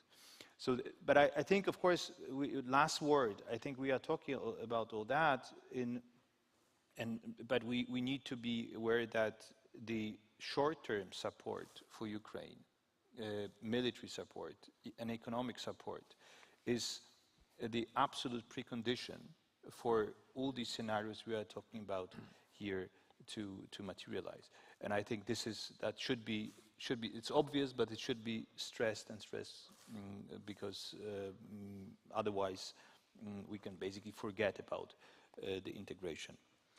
To Tomáš Prouza, who's been working a lot in the past with developing countries and was also a Sherpa to the Prime Minister of the Czech Republic. Now, is this what Mr. Buras has just mentioned, the intermediate goal, so to say, make it for acceding countries to exceed EU single market without exceeding the overall architecture? Is it something you would, from sort of Czech presidency point of view, you would call realistic, something we can put out on our agenda and push for it during our 4 months' time? I think we need to split the discussion into 2 areas. One, what we can do right now to keep supporting Ukraine, and again, and giving them a long-term assurance of the economic interconnectedness, I think is an absolute must. And we've been pushing for that, we will be pushing for that, and it's clear, and the numbers show that it actually does make a lot of sense. And I was looking yesterday morning, I was looking at the data on the Czech-Ukrainian business. I was comparing the first half of this year versus the first half of last year. And the Czech exports are at 93% of what they were in the first half of 2021, and the imports from Ukraine at 97% of exports from 2021.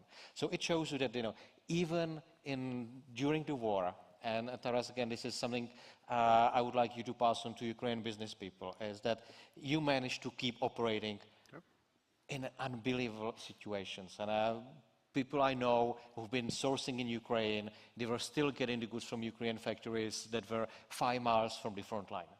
And everybody at the end of February was planning basically the shutdown of Ukraine.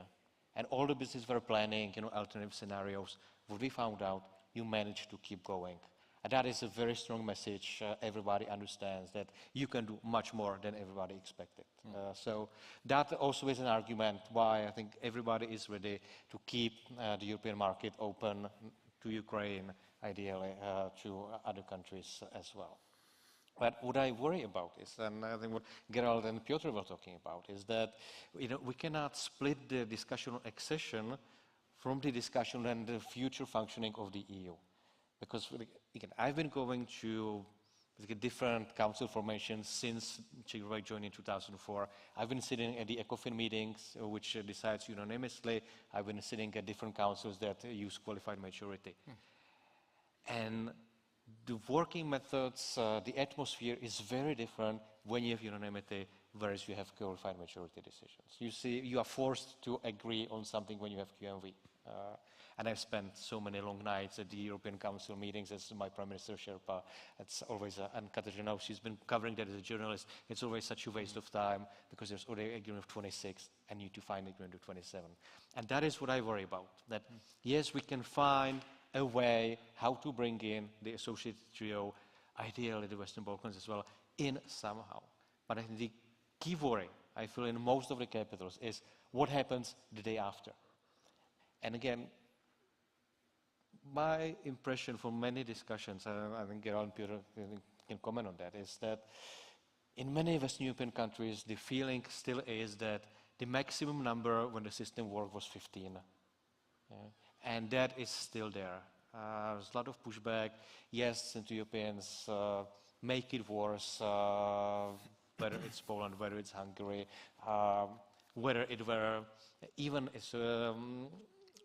Slovenia blocking Croatia joining, Croatia dealing, getting the payoffs from Serbia.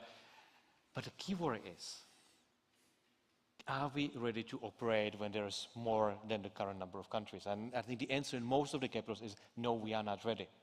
So I think you cannot split one discussion from the other. And at the same time, I think my problem I feel in many of the discussions I have is this lack of consistency.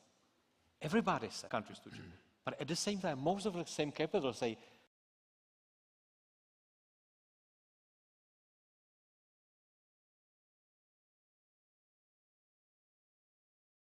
we don't want to actually... And I should add, as a journalist, there is a lack of consistency on the Czech side, because precisely the Czech government is the one saying we want Ukraine to come in, but we are opposing abolishment of veto right. But the same is true for Poland. Yeah.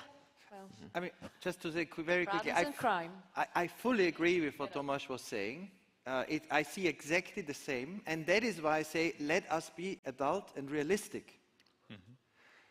There is no guarantee that in the next 10 years the procedures in the EU will change. No guarantee at all.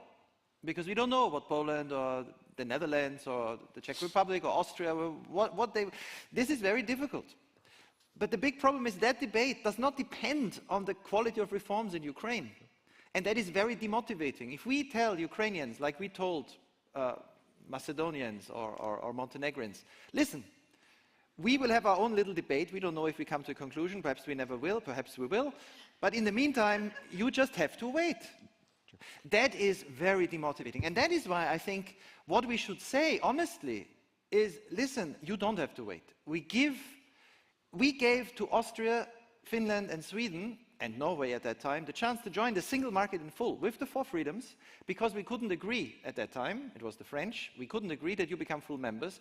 Once you were in, you convinced us that it was no risk to become a full member. And that is why I think at this moment, having a proposal that, I've seen the transformation of Romania. I lived in Ukraine. I taught economics at the university in Chernivtsi in 1993. And at that time, you go across the border to Romania, it was a very poor country. You didn't see much difference. Romania went from 25% of its per capita GDP in EU average to 73%. I mean, it's incredible transformation. That was an accession process. Romania negotiated exactly 58 months. Ukraine could do the same.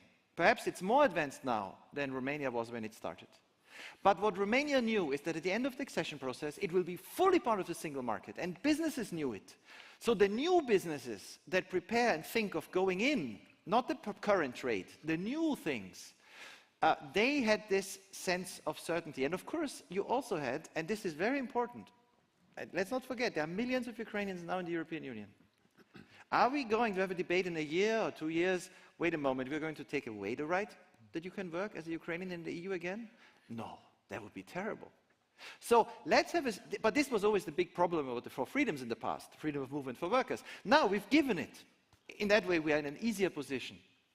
And a last point on this is that now is exactly the right time to discuss on such an ambitious goal.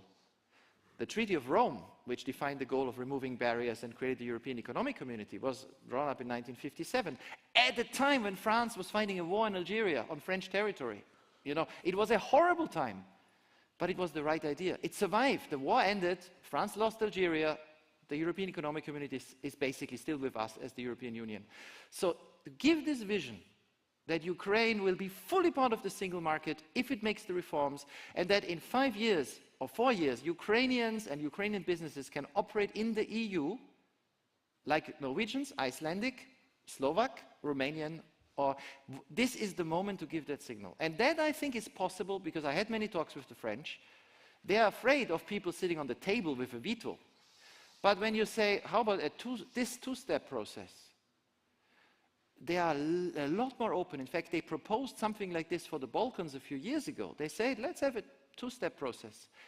And then, of course, people are suspicious. Is it an alternative to accession? I say, there must be an accession process. But offering in addition this option, and the French were open. So I think this is something you can convince the French, the Germans, and the Dutch of, and that's why it's worth fighting for. Before I give you the floor to Mr. Kachka, who should also say what the Ukraine is thinking here. Yeah, okay. Tomasz was raising. May I have just one quick comment? Also, I think that in terms of Ukraine becoming part of the EU, we also have one game changer we never had in the past, and that is the reconstruction program of Ukraine. Because that will mean, and the basic message of the reconstruction program is, let's integrate Ukraine into how the EU functions. Let's have more interconnections, transport, energy, business links. We'll be talking about boring stuff like the technical norms and their alignment. There will be a lot of these things that by default will integrate Ukraine. So we have also this, I don't know an alternative, but simply there will be a de facto integration. Yeah, but I think that this is exactly what we did during these 6 months. So that we have very unique agreement concluded by the EU on temporary agreement, but absolutely unique agreement between the EU institutions and third states on cancellation of permits for road transport. There is no such agreement previously existed, so this is revolutionary, and it exactly shows that Ukrainian trucks can be present on EU market, so that not in internal, but at least free market access. The same for energy, so that these interconnections to the EU, connection to the EU system was done in the first weeks of war, in February and March. So it's absolutely incredible. And now we export, and the export doubled for export of electricity. It was 73 million in August. So that's and we have more ambition, so that's depending on the development of situation. So that the same for agriculture. So everyone still afraid of Ukrainian agriculture, but we see that we are not competing. We actually support each other in terms of agricultural process. So that's why we already use not to be demotivated by the absence of political debate and messages and so on. So for us, this is our strategy for many years, and we will continue to do this, so that together with DG NEAR and all other aligned DGs so that we have more and more common understanding on this. But what is important is that enlargement is a concept of the past. So I am as well the champion of this history of Finland and the Luxembourg process, and no one now recalls that before the creation of EEA and the Norway case, there was a 10-year debate in the form of Luxembourg process on reapproachment between EU, EC at that community, and EFTA states. And this is something that, let's say, for people who are interested in this. So the political agenda is absolutely of different kind. So that enlargement process is like a bubble which does not correspond to the discussion on recovery plan. So that's in purely internal EU recovery, post-COVID recovery plans. And the EU was neither a borrowing entity on financial markets for several years before, and now it is absolutely different beast, yes, different entity. And that's why I think that we have, so Ukrainian case cannot be comparable to Balkans, despite the fact that politicians, when they hear negotiations, when they hear enlargement, they say Balkan first.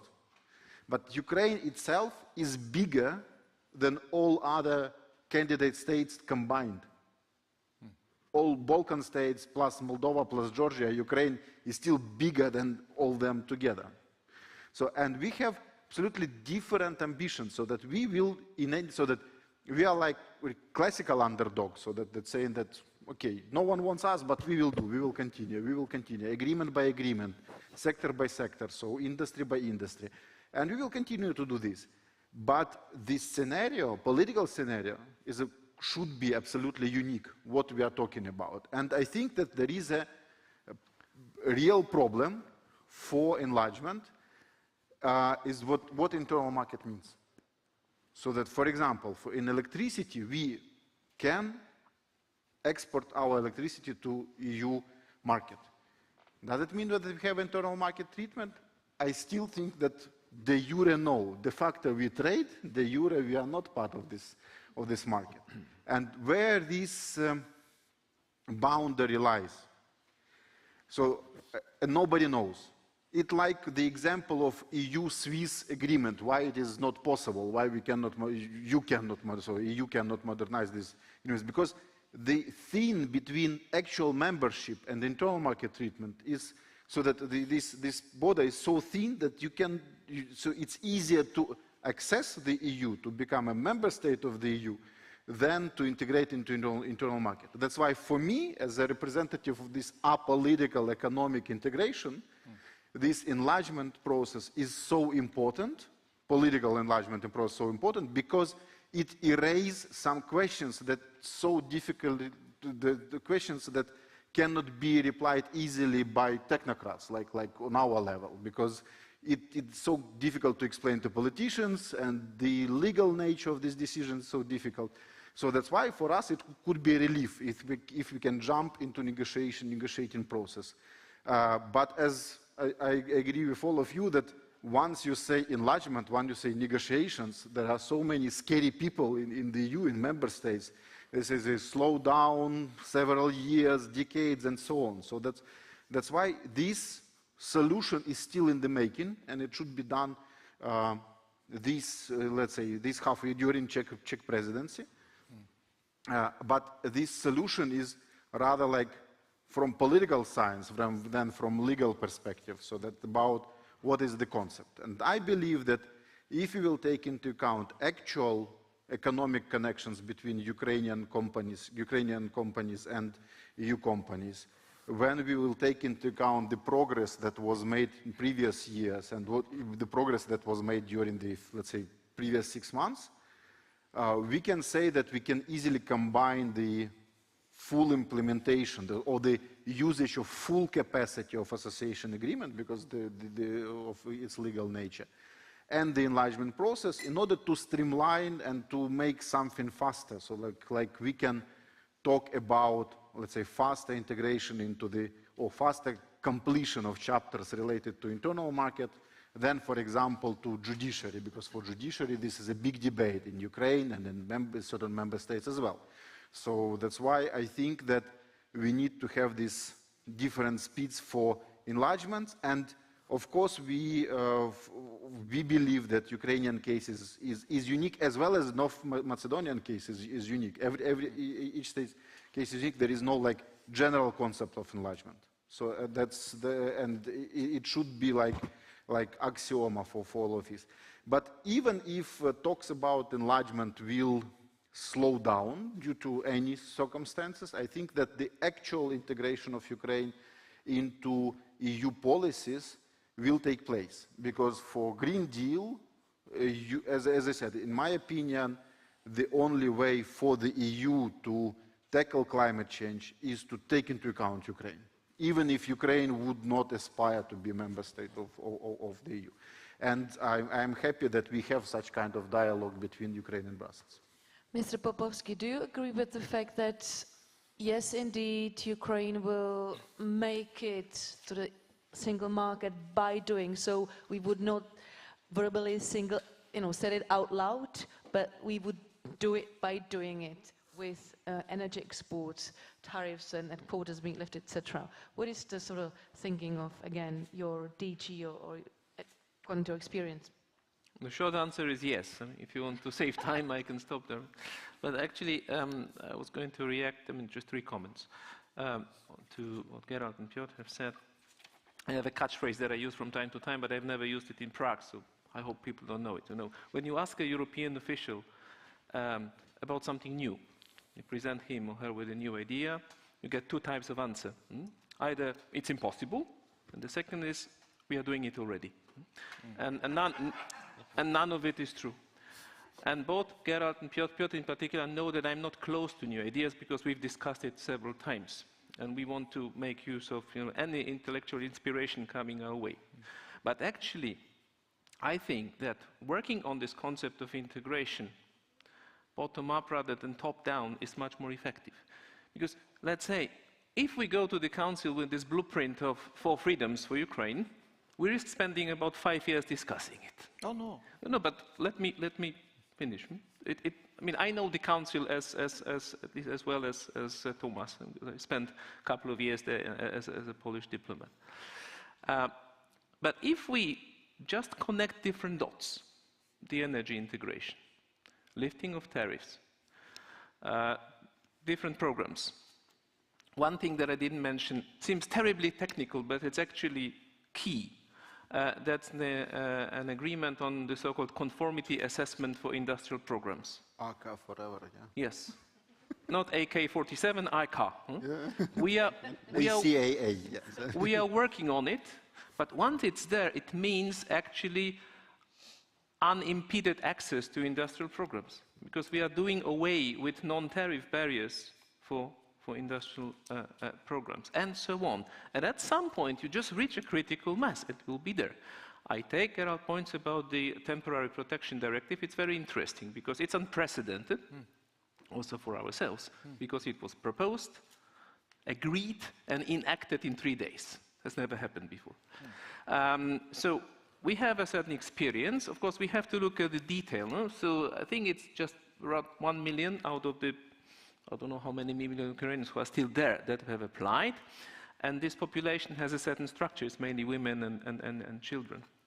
But of course, they are there.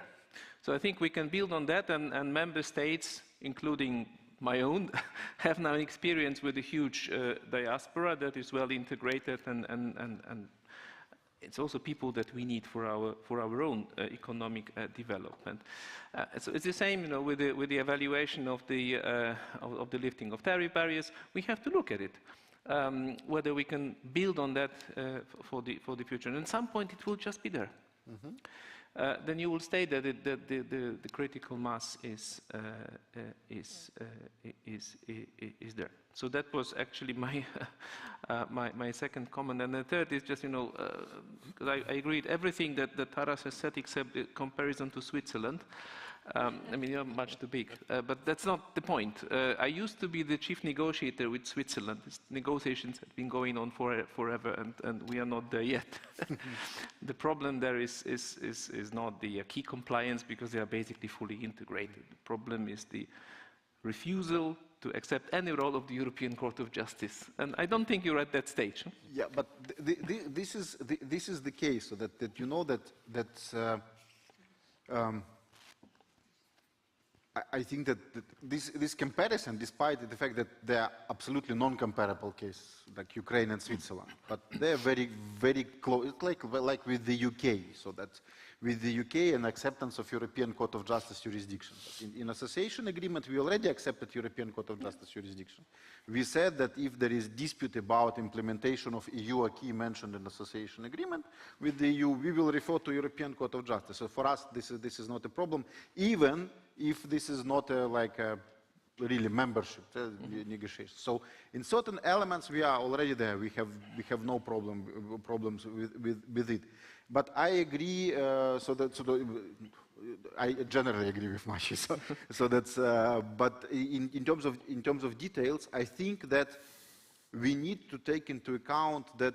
For me, it was very complex, like psychological problem, that to accept that nothing can be done by books in enlargement. So that's something in between the concepts of reply of Brussels bureaucrats. Yeah? So that we had these replies that it is impossible, for example, for update of energy chapter, so energy annex 27, so it was said that it's impossible to update it fast. We did it, and we started the process of intensification of energy integration. But at the same time, I know that if you will go and say that in reality we have free movement of goods because we are very advanced on this ACAA agreement. So it's like free movement of goods. It's absolutely one-to-one situation. But for politicians from member states, they say no, these are different things because this is internal and this is agreement with third state. And you say on substance it's the same. No, they are different, and that's why this is the subject matter of, let's say, political thinking. How to change this? How to say that Ukraine is not a third state like Chile or Turkey, while not being like fully integrated internal market like Norway or like any candidate or member state of the European Union. So this is thing in the making for next several years.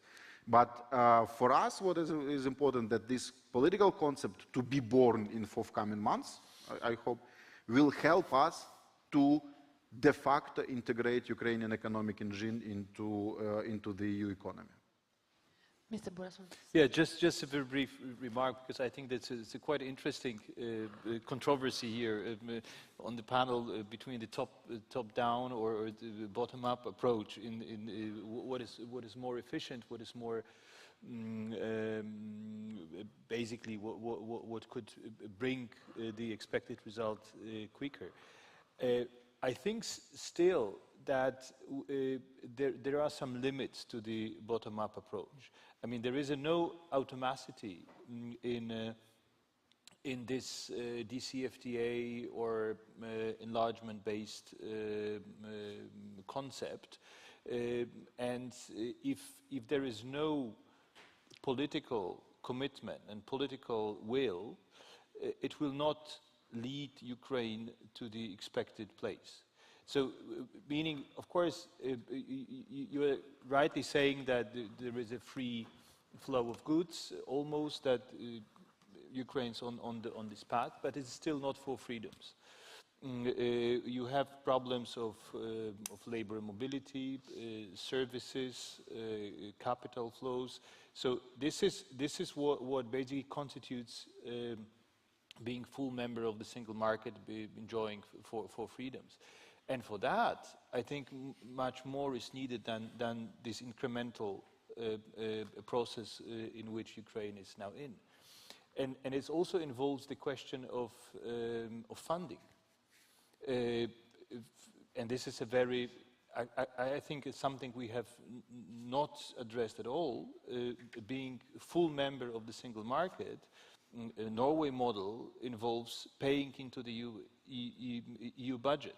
I think what is needed for Ukraine is exactly the opposite. And this is what I would very much support. I think Ukraine should have a reversed Norway model, being member of the single market. But for that, there is no automaticity. For that, you need to have a political will, political commitment, and a political decision taken by the Council. And this is why I think that we need a kind of a new framework, which we call the Partnership for Enlargement, which would involve also this kind of elements which are absent in the current enlargement process, in the current relationship between Ukraine and the EU. Tomasz was... Yeah, so thank you for this recalling this Norway example of participation in funds, that the Norway pays. So that, but if we will use the baseline formula that Ukraine is a priori, let's say, receiver of this any funds. So that's why it's as well it's comparable. So that as I said, that the certain level of abstraction, you say that the design of future movement of Ukraine to the EU is absolutely clear for any technocrats here. So that's saying I will easily explain that even if we will use the EU demand to Norway on financial contribution, they say let's apply it. But if we will apply it to calculator, you will say that we need to receive money. So that's. But the question is, will you or not? I mean, yeah. So, but I think that. But what is the difference? The difference is that the discussion with Norway was in terms of EU budget, in terms of cohesion funds and all this terminology. For Ukraine, this request now is formulated in absolutely different manner.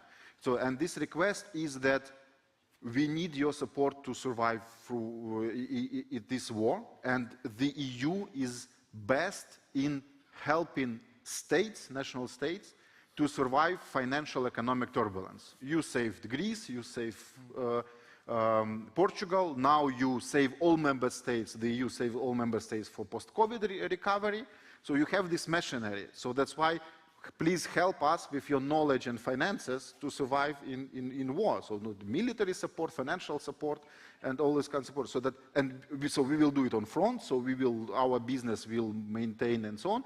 This is the question about money, but it is formulated in a unique way, but absolutely according to the taxonomy, which is understandable in Brussels and clear in Brussels and for member states. Yeah, before I give the floor to Tomasz, I would just like to underline that when I asked you previously, Tomasz, you ran away from my question on the Czech presidency priorities when it comes to Ukraine, so I remind you of that, so please. True.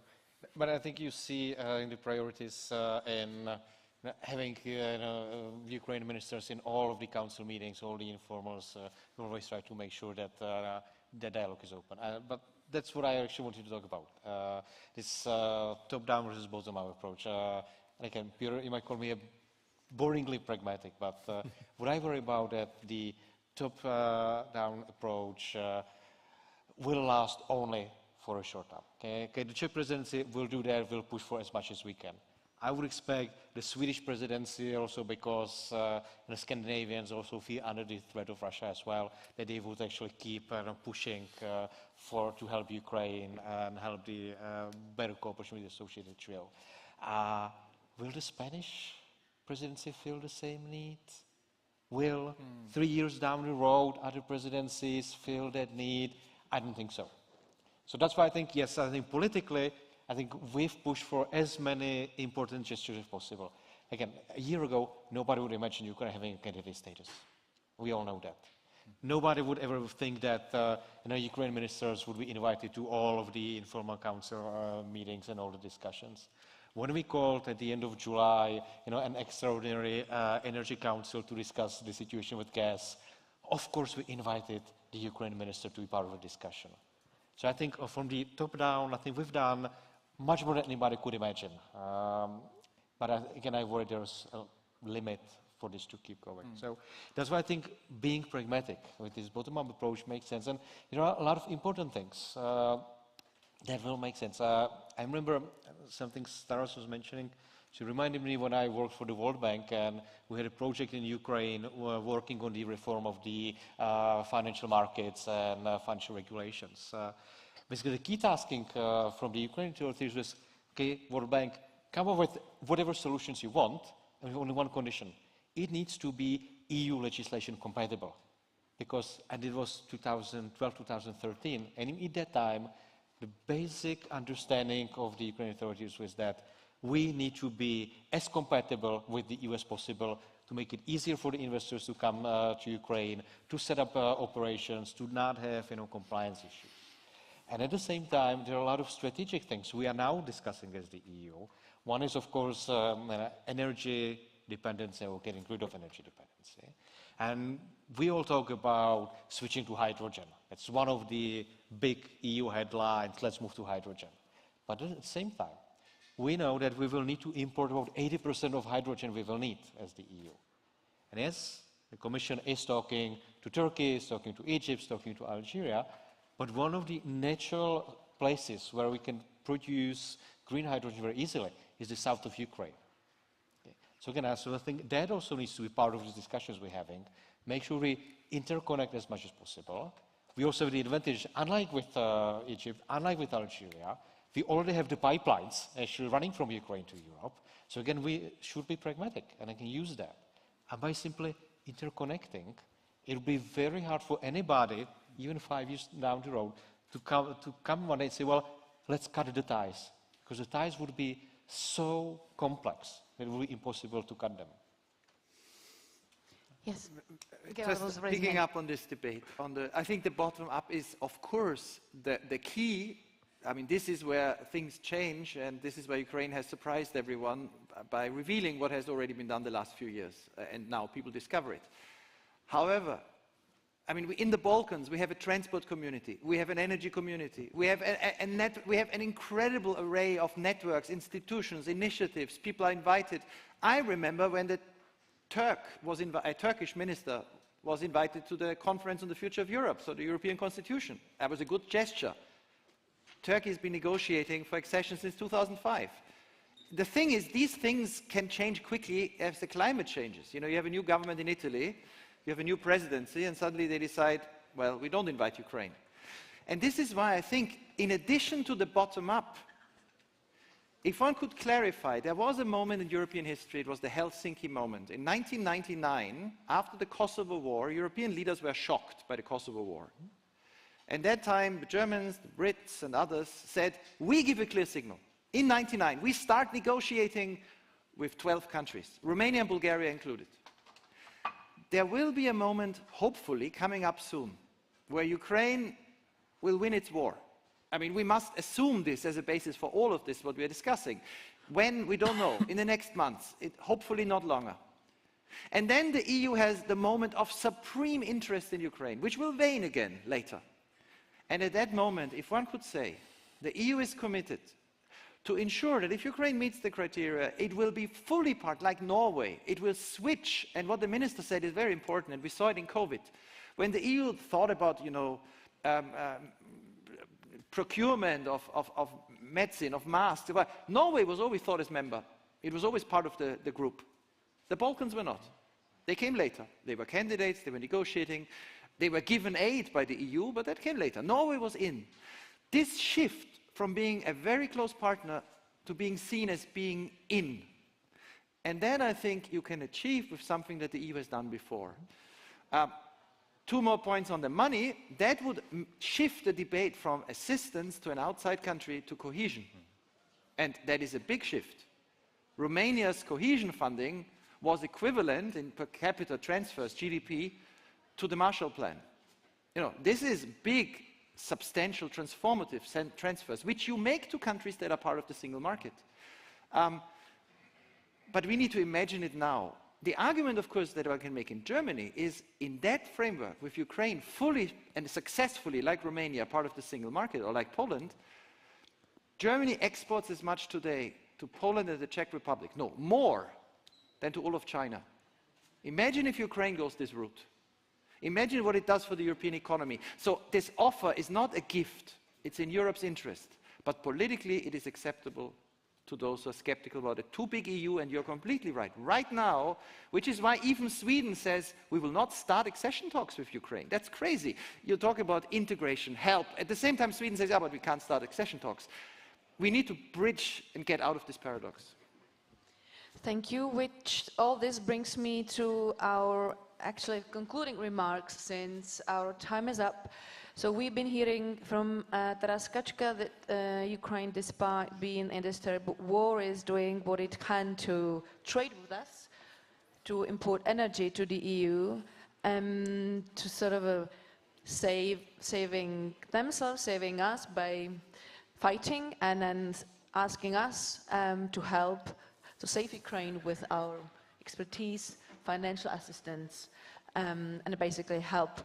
Second point, yes, exceeding internal market would be lengthy, or the whole accession process lengthy, but maybe if we concentrate on the substance and we sort of adhere to the bottom-up strategy is more realistic approach, but still, my last point, we need a political will, what just Piotr Buras has just described, because it may happen that at the very end of the day, or road, you hit the wall if you don't have the political will at your hands. So thank you very much, gentlemen, for joining this discussion and your interesting comments.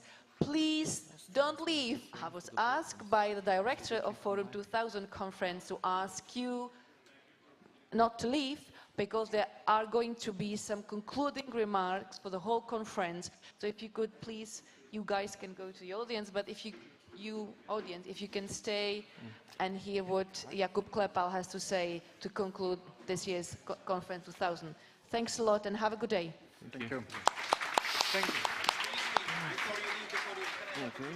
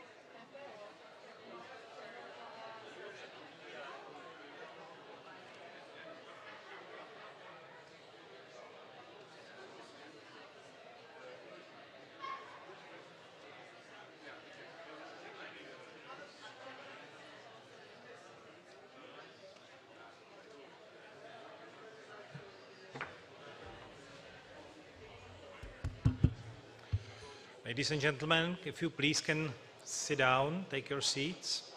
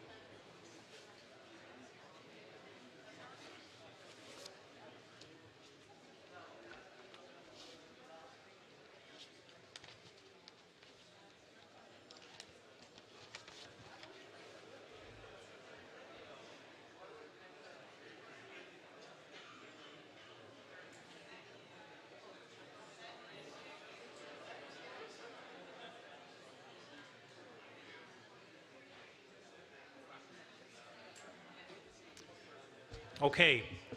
Good afternoon, everybody. So thank you for bearing with us until this moment. This is the short closing of this year's Forum 2000 conference. We will not keep you much longer, but we still have a very important item on the agenda, so we would like to present that to you. But before I go to that, just shortly, quick reflection on this year's conference. I will not go through the topics and through the different discussions. There were many, and there were different ideas raised and many interesting points. I just would like to stop at two things. One that was mentioned during the first day, and then it sounded throughout the conference, the fact that the invasion of Ukraine was a wake-up call for all of us. It was maybe a slow-motion wake-up call, but it was wake-up call nonetheless, and it brought an end of passivity, hopefully, which was mentioned by the Prime Minister Fiala in the beginning, and it is true. It is a fact. We see mobilization, new dynamism in the Western world, in the free world, and this needs to be the fact for Ukraine, for how we all work towards helping Ukraine defending its freedom and our freedom. But it is also true for other situations in the world, and one of them, as just mentioned here a while ago, Taiwan, where also end of passivity, strong unity, solidarity is necessary from all of us to be able to prevent a critical situation, possibly with global consequences that can take place in that part of the world. That brings me to a second point, which was strongly resonating throughout the conference, which is solidarity. Solidarity has many forms, many faces, and what we heard here was a lot of expressions of solidarity with Ukraine, but there is also solidarity that we all need to show and express and work upon with political prisoners from Myanmar to Nicaragua to Togo to Turkmenistan and many other places around the world. We need to show solidarity with civil society in Russia, the civil society that works against Putin, that is opposing the war, but with civil society around the world, especially in the unfree societies. And we have, as democratic countries and democratic governments, need to show solidarity with one another. The democratic solidarity of the entire world, of the democratic community, the democratic unity is something that will help us overcome the difficult moments that we are in and that are ahead of us. And with that, I would like to introduce to you the last speaker of the conference program. In the beginning of the conference, we heard from a president of a country that is on the front line of the struggle between freedom and autocracy. At the end of the conference, we will also hear from a president of a country that is on the same front line. So please welcome with me the address by the President of Taiwan, Madame Ing Wen Tsai. Foreign 2000 Foundation Executive Director Jakob Klepau. Distinguished guests, ladies and gentlemen, good afternoon. I want to begin by thanking the Foreign 2000 Foundation for inviting me once again to this important event at such a critical time for democracies worldwide. I also want to express my appreciation to Executive Director Klepau and his colleagues at the Foreign 2000 Foundation for their staunch support for Taiwan's democracy.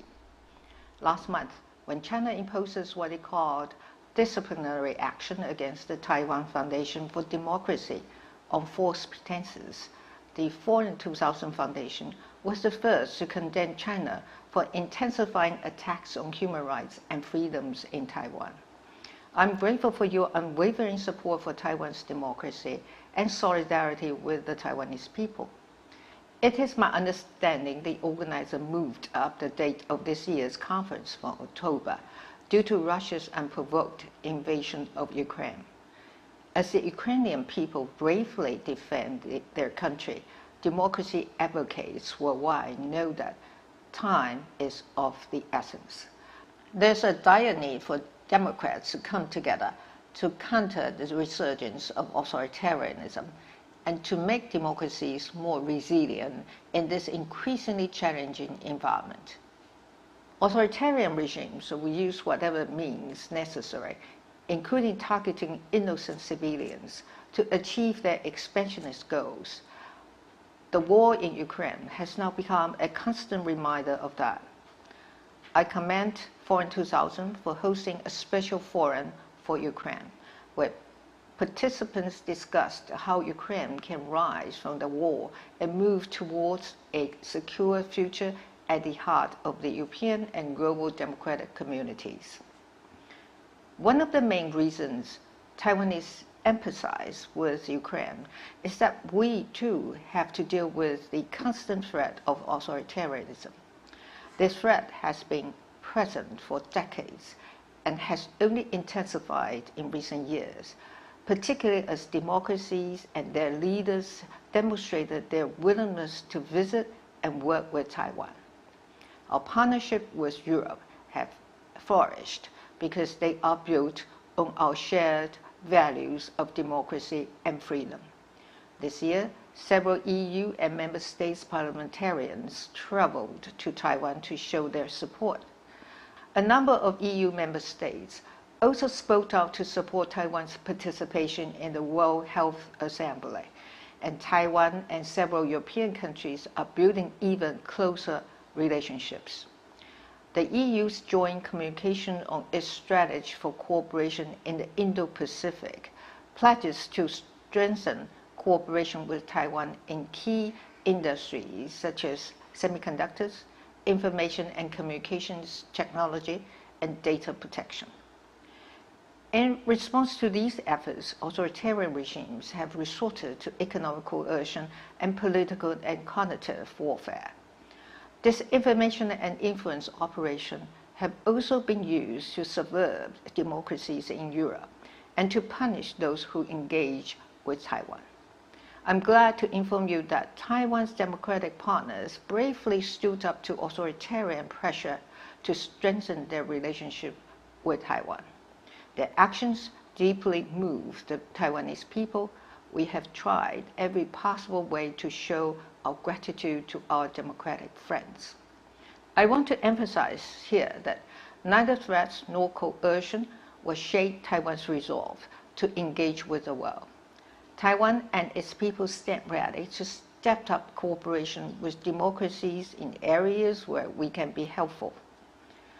More importantly, collaboration, support, information sharing remain key to democratic resilience, and Taiwan has been working diligently to combat authoritarian influence, with democracy and freedom as a non-negotiable part of who we are. This determination gives Taiwan the resilience to meet challenges head-on and defend against forces seeking to undermine our democratic institutions and the liberal democratic world order. We also want to encourage democracies to lend their support to facilitate agencies for democratic assistance. Taiwan established the Taiwan Foundation for Democracy, or TFD, almost 20 years ago. TFD has been offering support to domestic and international civil society groups in their efforts to bolster democracy and human rights. The Taiwan Foundation for Democracy also works closely with institutions such as the National Endowment for Democracy and its family organizations, as well as the Europe-based foundations such as the Foreign 2000 Foundation and Alliance for Democracy Foundation. A part of this cooperation is facilitating discussions on shared norms and helping identify ways in which democracies can deliver. It also encourages a whole-of-society approach that rests on participation from a diverse range of stakeholders. Democracies need to be confident about who we are so that we can help ourselves and one another. During our meeting last year, we discussed how we can recover from COVID-19 pandemic while safeguarding our democratic institutions. Since then, it seems the challenges we face have become even more profound. We continue working to control the spread of COVID-19 variants in our efforts to have our lives return to normal. Now we must also counter threats from authoritarian regimes and war. Even in these difficult times, however, we should be proud that we have worked together with strength and partnership. Before I conclude, I want to again express my deepest gratitude to our friends from across Europe, particularly Lithuania, Slovakia, Czech Republic, and Poland, for coming to Taiwan's aid during a very critical time. The people of Taiwan will never forget your kindness and will return this generosity in due time. Taiwan's democracy, similar to European democracies, was built on the sacrifices of those who fought against authoritarianism. We all walked a long road to realize the freedoms that we enjoy today. So we have a shared understanding of how precious and sometimes fragile democracies can be. And we know how important it is for us to stand together. I'm sure your discussions over the past 2 days have been encouraging and productive. And while I know we'll surely face greater challenges in the future, I'm also confident that by standing united, working together, and keeping our belief in the values of democracy, we'll always overcome the challenges that we face and achieve our goals. Thank you.